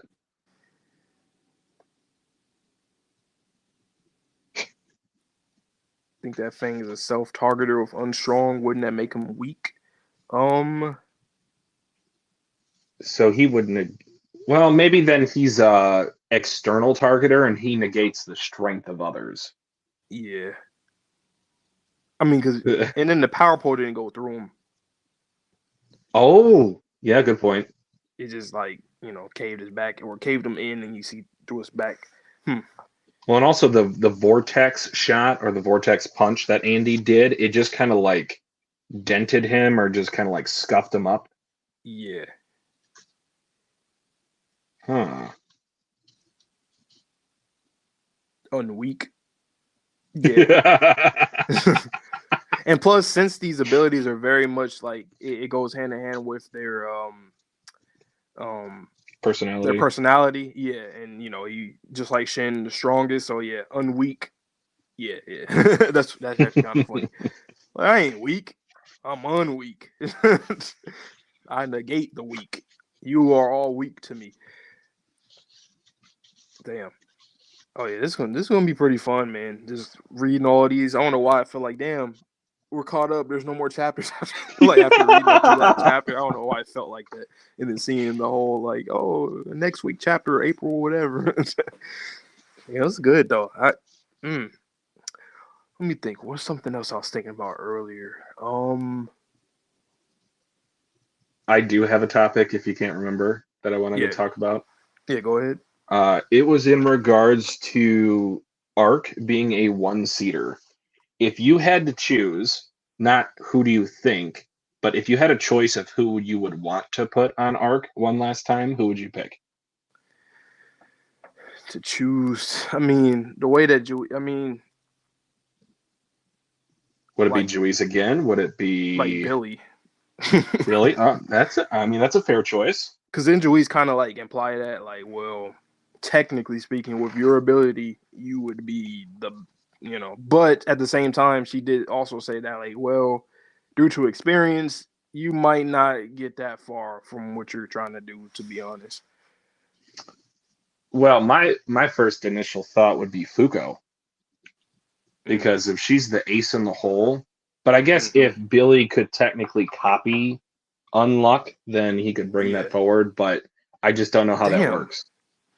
Or somebody else can get Billy's ability. Well, however they transfer it or something. The only reason why I say that is because I don't think Billy will be the one to do this with. I forgot all about that. You can transfer negator abilities. Yeah, so it would have to be. It'll probably end up being Fuko. For sure. I mean, we know what effect, at least on the mental state, that using artifacts does, but do we know what happens when there's multiple negator abilities? Nope, we don't know. I guess we'll have to see through Billy. See how it affects him. I'm just really curious like as to loophole? Maybe it could be a loophole where you can can you put, so since it's like only a one-seater, the arc is only one-seater, can you put people inside of something? Well, like Soul Calibur, right? Yeah, that should work then, right? I mean, I don't know if transferring the soul of someone into an object would necessarily keep their power. I mean, we did mention how it seems like a lot of these negator abilities are linked directly to personalities for people, but I don't know if the rule travels with them. Well, I guess you could just transfer the rules themselves if Soul Calibur works that way. Maybe, or does it have to be a soul like completely, and you can't like split it like that? I mean, also with how would that work with Billy specifically, since he has multiple? Right. Can you transfer all for one? I don't know. Maybe, I don't know, but I do think he might have to transfer that because it's just not going to be Billy. You're not the main character, buddy. You know what I'm saying? You're not the main character. It'll have to be. You're an old man. You're practically 30. So Fuko, in the end, that will probably have to be what would happen. Maybe, or maybe she don't need it. I mean, because they already said she's the hope, and essentially her power is the one that could take down God. Like, it's already been established, which I kind of like. That's already been established that way, versus us just like thinking it ourselves, and we're just waiting for a long time until it comes to that point. But I like that the characters are already aware that, oh yeah. So just like what Julie said, this team, like what adding Undead and Unluck, literally this makes this team, good enough to succeed in defeating God. So. Agu was unbeatable. Agu.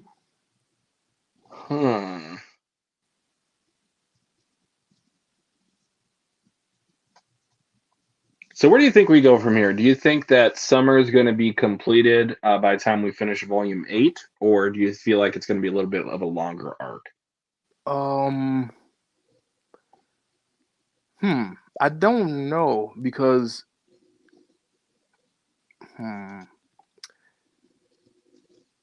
I don't know because Fang is already kind of prolonging the arc on his own with him being here.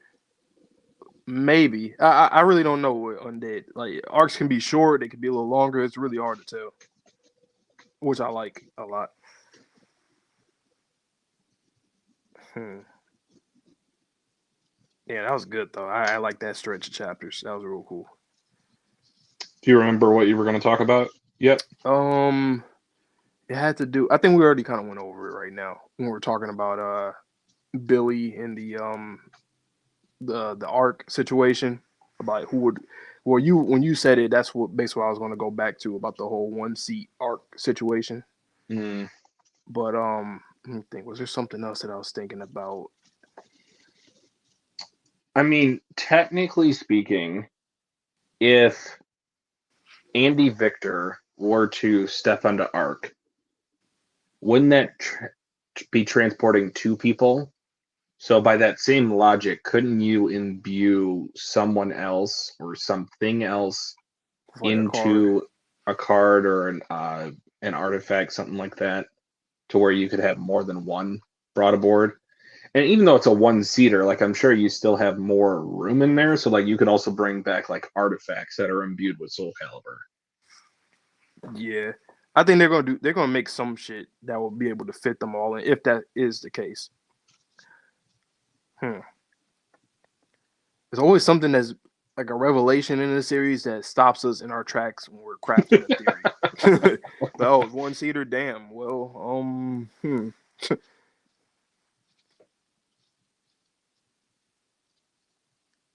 And I love the fact too that everybody has their own goal, and it's a really big goal. It's not like just some little bullshit goal. No offense to bullshit goals, we all have bullshit goals. No, but you get what I mean. Like the fact that Shin's goal, shit, even Fang's goal, everybody under, they all have really big plans, and then you have people in the union. We don't really. Well, that's kind of interesting though. People in the union don't really have huge dreams, which is interesting now that I think about it. This well, is at least mostly not like that we know of just yet. Yeah, just yet. Like we mostly just get their pain and suffering that made them who they are. These backstories are they continue to hit. Yeah. Oh, I guess that's another question that I thought of but didn't discuss in my reaction was that especially with all of the revelations that we've gotten in this volume, do you think Billy is actually the leader of Undead, or if there's a behind the scenes leader?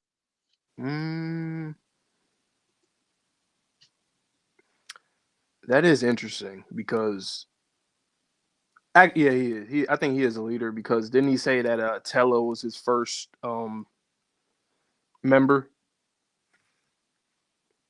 Because he was with him before he created The first member of Under, and that's where I'm assuming he picked up Unbelievable in terms of that. Right. I think as a mercenary, he was probably hunting the gators. Yeah. And then that's how he got their abilities. But yeah.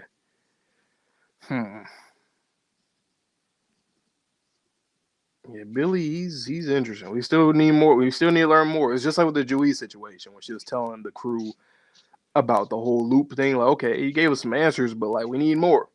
Now we got more with her, and now Billy is like, okay, we understand his stance, but like there's still a lot more to it. A lot more. He doesn't trust anybody, essentially. This guy is he's capped though. He's capped. He enjoyed his time with everybody. Nothing more, nothing less. Cap. I don't think those words mean what you think they mean. And Joey, she is desperate. And obviously we know why. His God and all that, but like, damn. And then, okay, going back to the whole thing with God, like literally the only rule / order that he gave the Umas are to makes humans suffer. Mm-hmm. He said, "That's it. That's all." So I find it interesting that, like, okay, Juiz, and Billy, we literally have rules. We captured them. So I wonder how he feels about that. Like, does he care? Since they were supposed to be created to, I guess he don't care. I mean, look at Apocalypse. He be talking shit. And you're like, yeah, he's making them suffer just for him talking too much. Just that alone. And then obviously touching artifacts too. So artifacts, rules. I wonder if there will be an artifact that will be like, other than Apocalypse, that'll be like sentient. I mean, if we Guess it don't matter. if we think what we think as it relates to Andy, then the answer is yes. But he could also be outside of those two categories just by himself. He literally could be a normal or not normal. Well, a negator. It's literally like kind of like Luffy's situation in One Piece. I'm not gonna go into it, but like his devil fruit, right? Mm-hmm. Like Sure. that whole thing, like, oh, is he this? Is he that? Is he this? Is he that? I feel like the same thing with Andy. Is he just a negator? Is he a rule or is he an artifact? He could be any of those three when you think about it. He could be a combination of all three. Mm-hmm. Which is crazy. Oh yeah, I'm gonna make this artifact into a rule / yeah, that's crazy. Huh. Mm. Oh, another thing. You notice how when Juiz was talking to Spoil to get him to come to the winter battlefield to fight Billy and Unburn, or excuse me, just Burn. She said the world would still go on even if I took out one lowly rule. So does that introduce a chaos scenario in terms of if they just have a culling of rules? Like, what does that do to the world? I think that definitely implies that, because the way that she phrased it like that, like, oh, just, one little lowly rule, like, yeah, it's easy, I could do that. I think that implies that, yeah, if they were to take out rules, shit will go apocalypse mode, Ragnarok mode, all that chaos, anarchy. But I still agree with what you said, though, about there could be potentially an uprising arc for Umas, because there even seems to be a hierarchy as it relates to the rules themselves, because phenomenon types are not as good as concept types, apparently. Right. So, see, with Billy's power being the copy thing, instead of just hit sharpshooting applies that the shooting is just something he could just do. I don't know why, but I find it hilarious, right? Well, even when it was blind, it's just like, my man has sharpshooter. For real. Man. It's and what are we percentage wise in the series? Like, that was 61 and it's like what, 200 chapters now? So we are about 30% through. So we still have another 70% to go. Nice.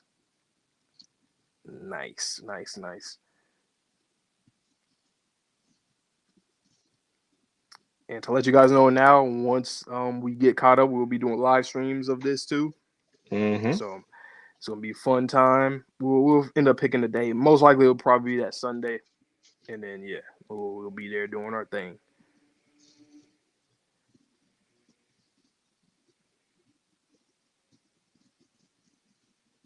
Oh yeah, start Bleach. Bleach is fire, man.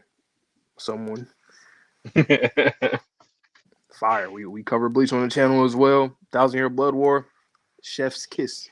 Anime only, even though people are not liking, I guess, what's going on, but we are fuck them. That's why, because we're loving it. So Billy's reverse vision of justice was to cut Juiz's arm. Yeah, I feel like he was a reluctant traitor. Either he didn't want to do it, or he knew that someone had to do it, so he just chose himself. You know what's 'Cause funny? I maybe- think that on top of him already not trusting people, so he just said, "Well, shit. If I already have that, like, if I already think like that, then it's easy for me to do that too." I guess. Well, just think about what we know his actual negator ability to be, and like how that relates to his decisions so far that we've seen. Right. Because we saw him sitting in front of the graveyard. That's when he first met Juiz. So I think that she likely sought him out. But like, how does that relate to how he feels about Tatiana? I'm assuming he probably killed his daughter. That's my headcanon as of at the moment. And he sees kind of like how Shen sees Mui as like a quote replacement. Right. And it seems he was one of the earliest members. So literally him, Juiz, Gina, and Nico. We keep seeing those four. Mm-hmm.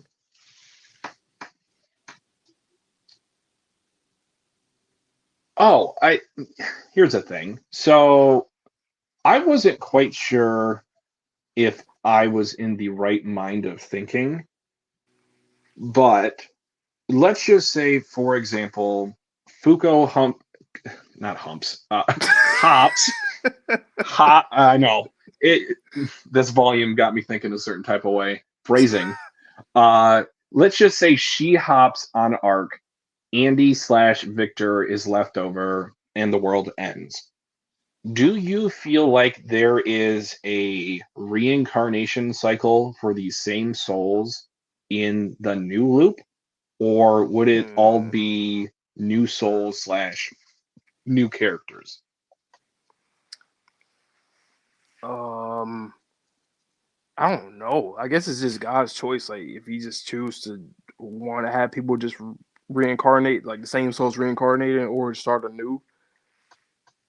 I think it's an interesting with God too, though. Like, he's humanity like for the set of souls that that's already exists and that keeps on going into the loops.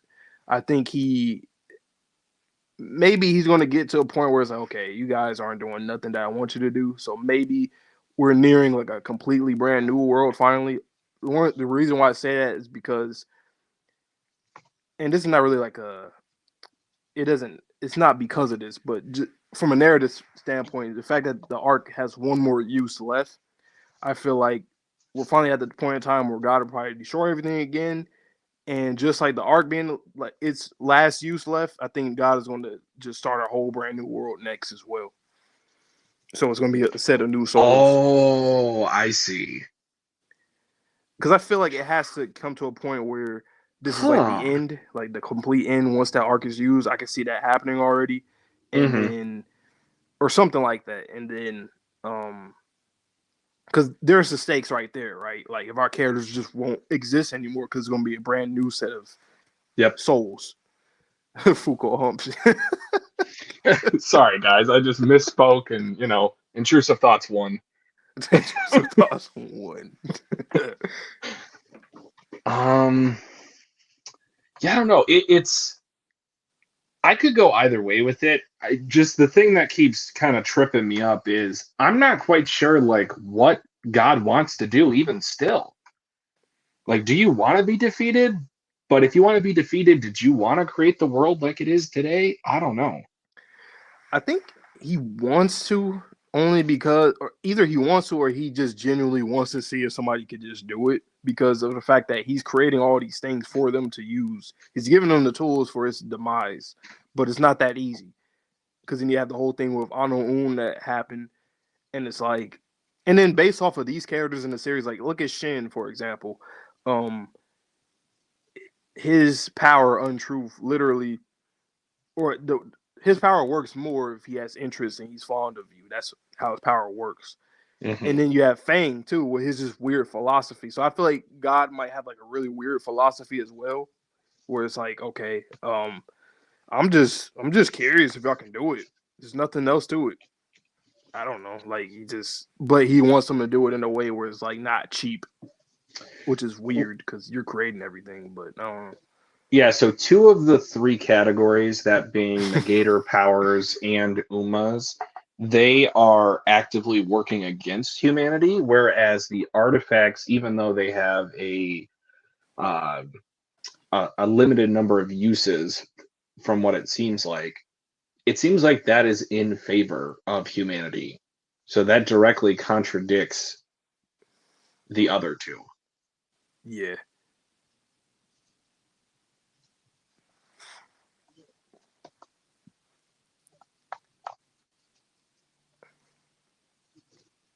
Fuko is up into the final battle. We already know that's the end game.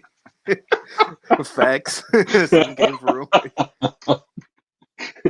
God, I finally defeated them. Fuko pulls out Horny. Oh no! And I still think that this series, the whole love thing is still a thing because, like, I think it has something to do with like God being lonely and like not understanding companionship or like relationships to that degree. Because we have this whole Juiz and Victor love story. Now we got Andy and Fuko.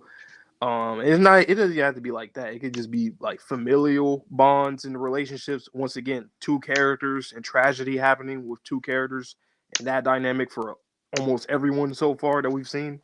So, like you have Billy, Tatiana, like the parental and like child type of relationship. Shin and May, brother sister, and then the lovers ones, and then there's probably gonna be some other ones that we'll see too. Um, parents alone and with their kids, like with Shikara and then Fuko situation as well. I think it has something to do with that.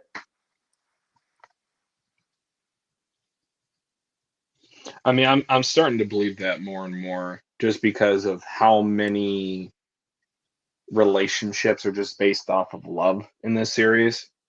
Yeah.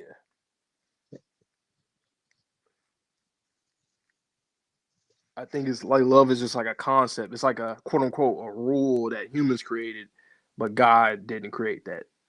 So it's either he's void of that, he doesn't understand it or comprehend it, or he hates it, or whatever the case may be. Oh, it just developed like naturally in the world. Yeah. I'd like that. Because how would God like be due to these relationships being like an interpersonal or like a between 2 people or something like that, God doesn't necessarily have that. He just created everything, and then the things that he created just started doing things aside from like him giving the rules, the Umas being rules, like that's a thing. And then Rastel, that is hilarious. He says, if Fuko becomes religious, God's done for. wow. Oh, Yep, that's someone. too funny. It is a love story. Yep, 100%. And then that makes sense too by Undead's creation, right? Like, if God is someone who's like lonely, we know that Victor is essentially lonely. He doesn't die. That same concept, where it's like creating Undead puts a wrench in like almost everything because he's, I guess, some kind of hybrid. Andy is some kind of hybrid of all 3 of the things. So I think that is that could be a thing. Like, okay, you know what? Love in his Juiz too. She's like my biggest competition in terms of somebody that's closest to kill me. Yeah, I'm gonna make her lover not be able to die. She's gonna be burdened by this whole situation, and yeah. So, well, and especially with the power ups that we see based off of interest or love or just any sort of like companionship, it gets stronger. He really is. God is cock blocking them. Everybody. For what? Is that why he created Andy so that Victor couldn't get his? Yep. And cock block, you get it. They censor Andy all the time. And oh, wow.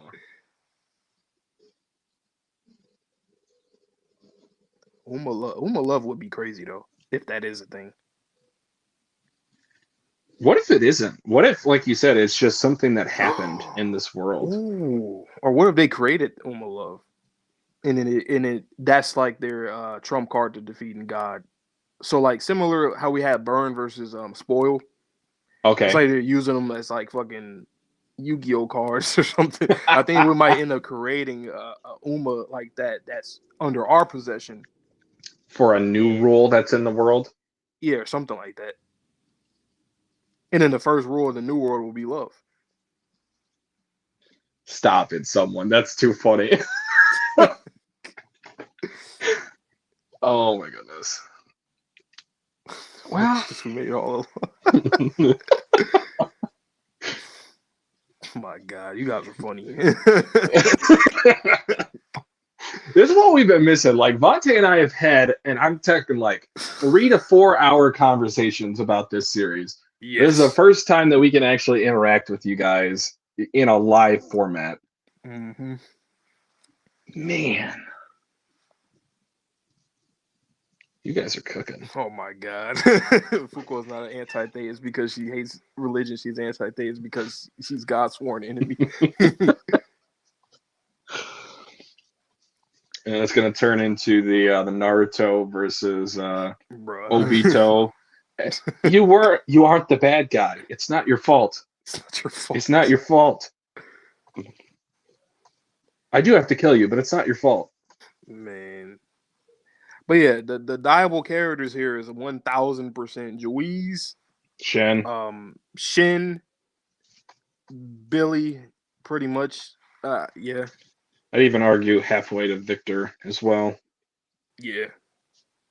I think he'll stay longer than Juiz. I think. Yeah, so. he will. But yeah, he's gonna die. Honestly, I think damn near half the cast will probably end up dying.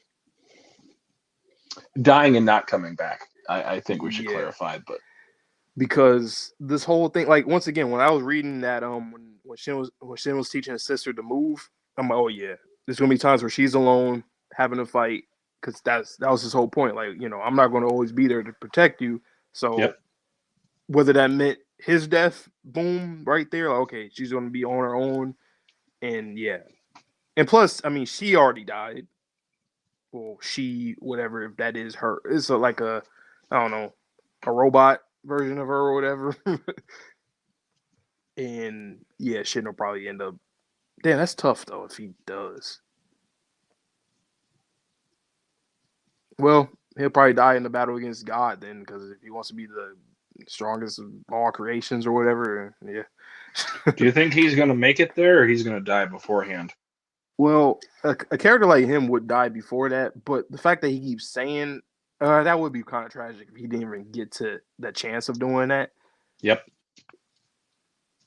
It might happen, honestly.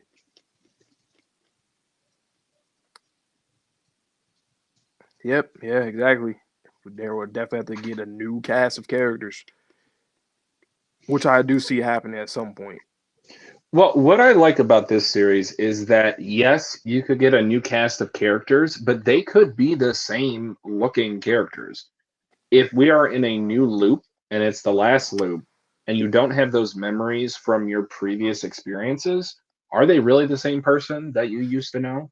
Right. Not really. Undead is going to die, blasphemous. I know. It's animated, you know, it's anime manga, you know. Immortal characters die all the time. Let me clarify. I think he might go into an eternal sleep that could be like death and just give over his body to Andy. Oh, I see what you mean. So, like, kind of suppressing himself completely into, like, damn near just nothing. Like, he's, essentially dead. Mm-hmm. Or in a, what do you call it, in a animated state. Oh, we didn't even talk about Tatiana dying. We said that initially, and we were like, no. Yeah. Don't say those things. I know. Please don't. Like I said, every time when it's like something that do with kids dying or something, nope, I can't do it. I can't. Nope, it's too much. For me, it's the sibling stuff, and like we got that with Shen, and then the replacement sister. Like I can't even imagine. She dresses and looks just like his sister did. Keep the children safe. Nah, Phil would probably die too. Is he really alive? I don't know, man. At He's this point, unfeeling. I think the Union, I think Nico just clutched up on everybody. Like with May, I think he did something to May to, I don't know what she is now, but he did something. She's like a cyborg or something like that. I was going to ask, do you feel like he's like the doctor of death or something? You think that's just like a theme name of his, or like a Yeah, so like I don't know how much you know about like the real world Doctor of Death, but he essentially puts people with assisted suicide. But what if it's like the flip of that? Because we know that Phil is imbued with a lot of artifacts. My God, cookies. We know cookies. Unseen, unchanged. I had to read that because that was like, oh my God. What was I even saying? My bad. The Doctor of Death with Nico. Oh, like what if he was able to like somewhat bring back at least the body of Mui or May, and then like with Phil, we know that Phil is just kind of filled with artifacts, and we know that Mui has used or is using a lot of artifacts. So her mental state is not a problem because she's not really alive. Right. Damn, I wonder what other artifacts. I wonder how many artifacts even exist because it seems like it's hell of them. I mean, Arc. We have the 8 for Mui. We've got like 3 or 4 for Fong. Rip stole like 5. There's Arc. I would say at the very least like 25, but that's probably underselling it. I'd probably say closer to like 50. Yeah, I'm about to say about 50 probably. Can you? What's your prediction of another artifact in its use? Another artifact? Yeah. I mean, I guess we can kind of talk about the few that were shown in this chapter. One of them looked like a lead pipe. I think I've seen a shield. I think there's a shield. There was one that looked like either like lips or a heart. Oh yeah, the Shen's staff, Fuko's gun. Oof, there are a lot.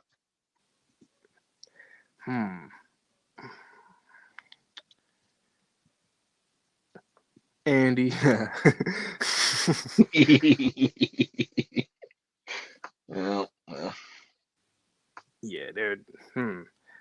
But yeah, I think a Uma Uprising arc would be pretty fire. That would be pretty cool.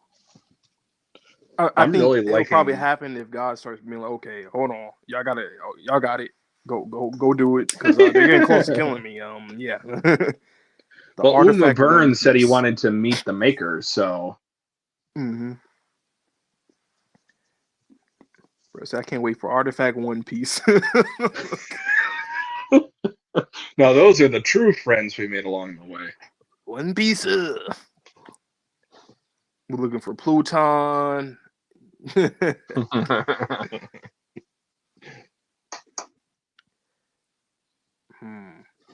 was a good read, man. Good read. We over 2 hours too. Nice. Is there anything you guys want us to talk about? I mean, we're just kind of cracking jokes here at the moment.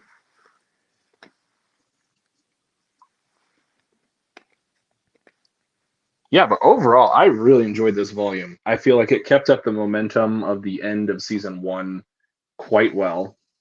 And I am now interested to see how this summer arc concludes. Yeah. Because every time Uma Summer gets destroyed or a piece of the body gets destroyed, we release fireworks. That's amazing. Didn't they say that Top was there too? Yeah, he's just on the rooftops jumping around.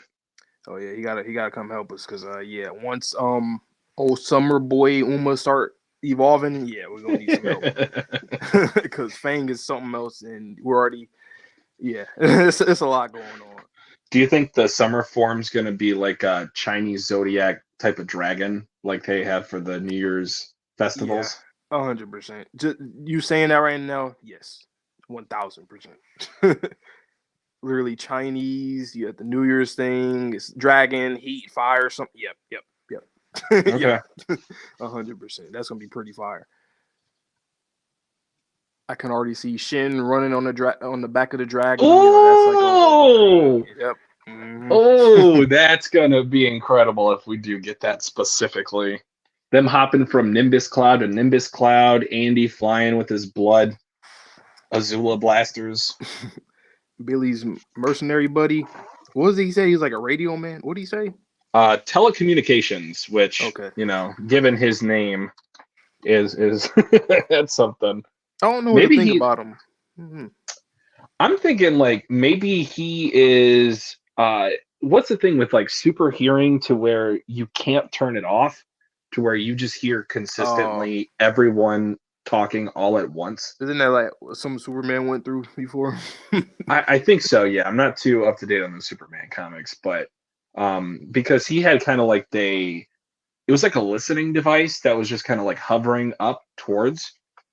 And I can't remember if he had like earplugs in or if that was just going to like a backpack he had on. But I'm thinking like if he has a negator power, that it's just like unhearing or unsound. I wonder if he has other mercenary. I'm sure he probably has other mercenary friends somewhere doing stuff. He might end up recruiting them, maybe, because he's like, okay, I'm gonna need some more people that rock with me, man. But then again, though, I mean, his whole thing about not trusting people, that's probably why you only see that one guy with him, because he just stuck with him. Mm-hmm. And maybe the trust thing goes into like his people in his past dying as well. So that's why he doesn't trust people, because he doesn't want those like relationships with people and then them dying. Or even just in the mercenary world, like what's it? Thieves will be thieves, or thieves like will That's steal true. from thieves. Yeah. Favorite looking Uma? Burn was looking pretty Um, damn fire in this. Burn was really cool.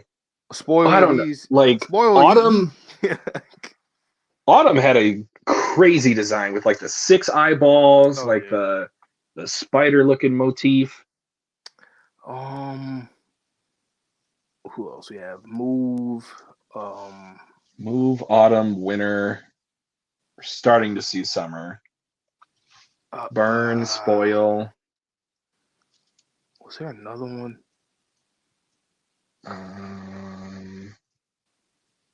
Yeah, I'll probably say Burn so far. That was best look. Spoil. He fucked himself up, man. His personality makes him less. He his aura goes down. Now, Dude, he is Spoil's funny. hilarious. Yeah, He is he's really funny. hilarious. I actually like that. I like that Uma has a personality. Like that's cool. So Burn is based off of a caveman motif. So like all he's doing is grunting. But I find it hilarious that like Spoil can translate. He's like, yeah, he just said unga boonga. Yeah. He said, what did he say? I want to see my master. Yeah, but my answer for that is probably be Autumn. I just love the upgraded design. Damn, I wonder what other Umas we're going to end up. So after we're done with the seasons, what do you think is next?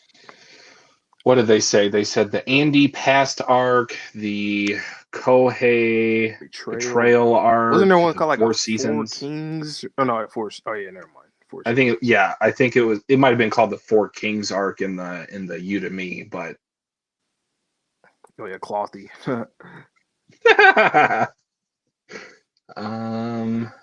Apocalypse. Oh yeah, it's funny you say that, sir. Cookies. Is it cookies or cockeyes? I don't know. Cookies. Cookies. I'm actually holding the volume in my hand right now, and I was looking at some of the volume extras as I was following with Vonte. I'll probably take a look at those afterwards, but I don't know what would be next. I mean, cookies. like I said, the only thing I can see is an uprising from Umas. Obviously, the final war that don't count. That's just in game. Is just in game. Yeah. But I could see us going into a new loop before the end of the story. Really? Now, I don't know what that entails in terms of like, do we keep the same characters? Do they just look the same but don't have any memories? Right. I don't know, because it seems really interesting that the Union specifically is able to change memories. Yeah. So like Nico's power, I was thinking could be like unmemory.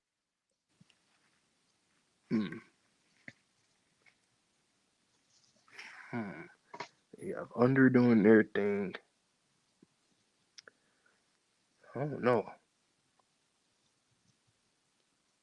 It would be cool to see like another faction that's created. of just like, I don't know, some new negators or something like that, trying to do some shit. Do you think there could be like a religious cult version, kind of similar to Fire yeah. Force? Yep, that would be pretty cool.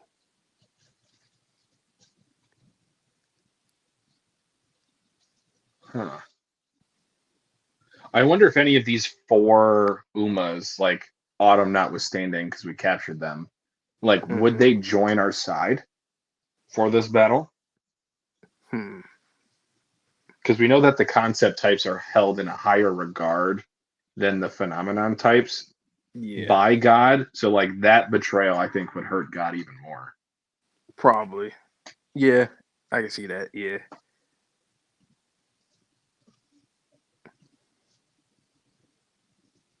Gotta do arc fights versus other under members. Right. Who? Okay, so the one guy with the big ass death machine gun shit.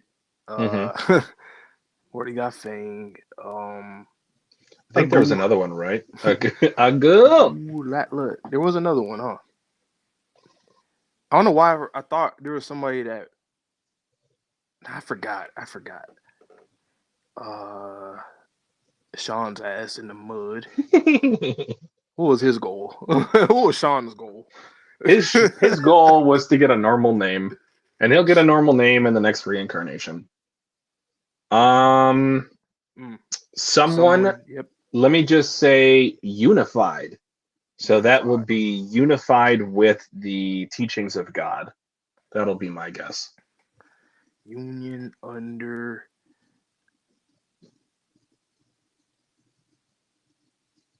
I think I know who that was, Cookies. Unclear.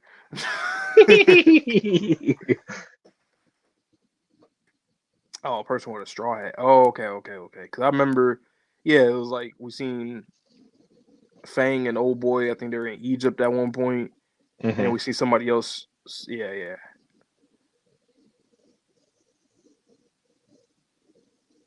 What does killing God accomplish to their lives? Does that mean that they will be immortal like Andy? Huh. That I never really thought about that part. Like, what really would happen? What's the ramifications if you kill God? You'd have to be like die? next on the throne, right? I guess if he made it like that. But if he didn't, then it's like, damn, we just killed God and then everything just. Or as was it B.I.G.? It was all a dream. Imagine they kill God and he gets reincarnated or some shit, and then he wakes up. Now he's trying to have his rebellion against them. Like, what are you doing? Like, I want to play the game too. That's why I want you guys all to right, kill me. time to lock in. Like, this guy, that would be crazy. But I think that's pretty much it. We can wrap it up now. About 2 hours, 30 minutes. We'll be back though. You guys will be seeing us every week with these, both video format and the live stream. What do you guys think of this format? Just not only the people that are here with us now, but that are watching this video. Did you like what we're doing with our dual channel in terms of one person live reacting, the other person kind of jumping in for like quick little discussions at the end of the chapter? I don't know. We think it's pretty cool. Yeah.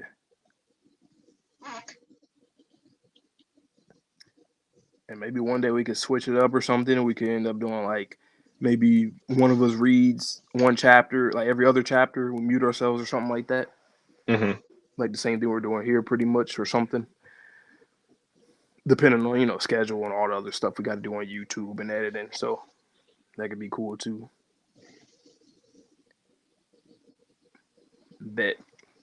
Thanks for the feedback, guys. You guys have been really good, man. When it comes to like all the stuff that we react to on our channel, Undead, even when it had like lower views compared to like say like Bleach or something, you guys still, it was a lot of comments every video. So we really appreciate that. And the fact that you guys are here, that's dope.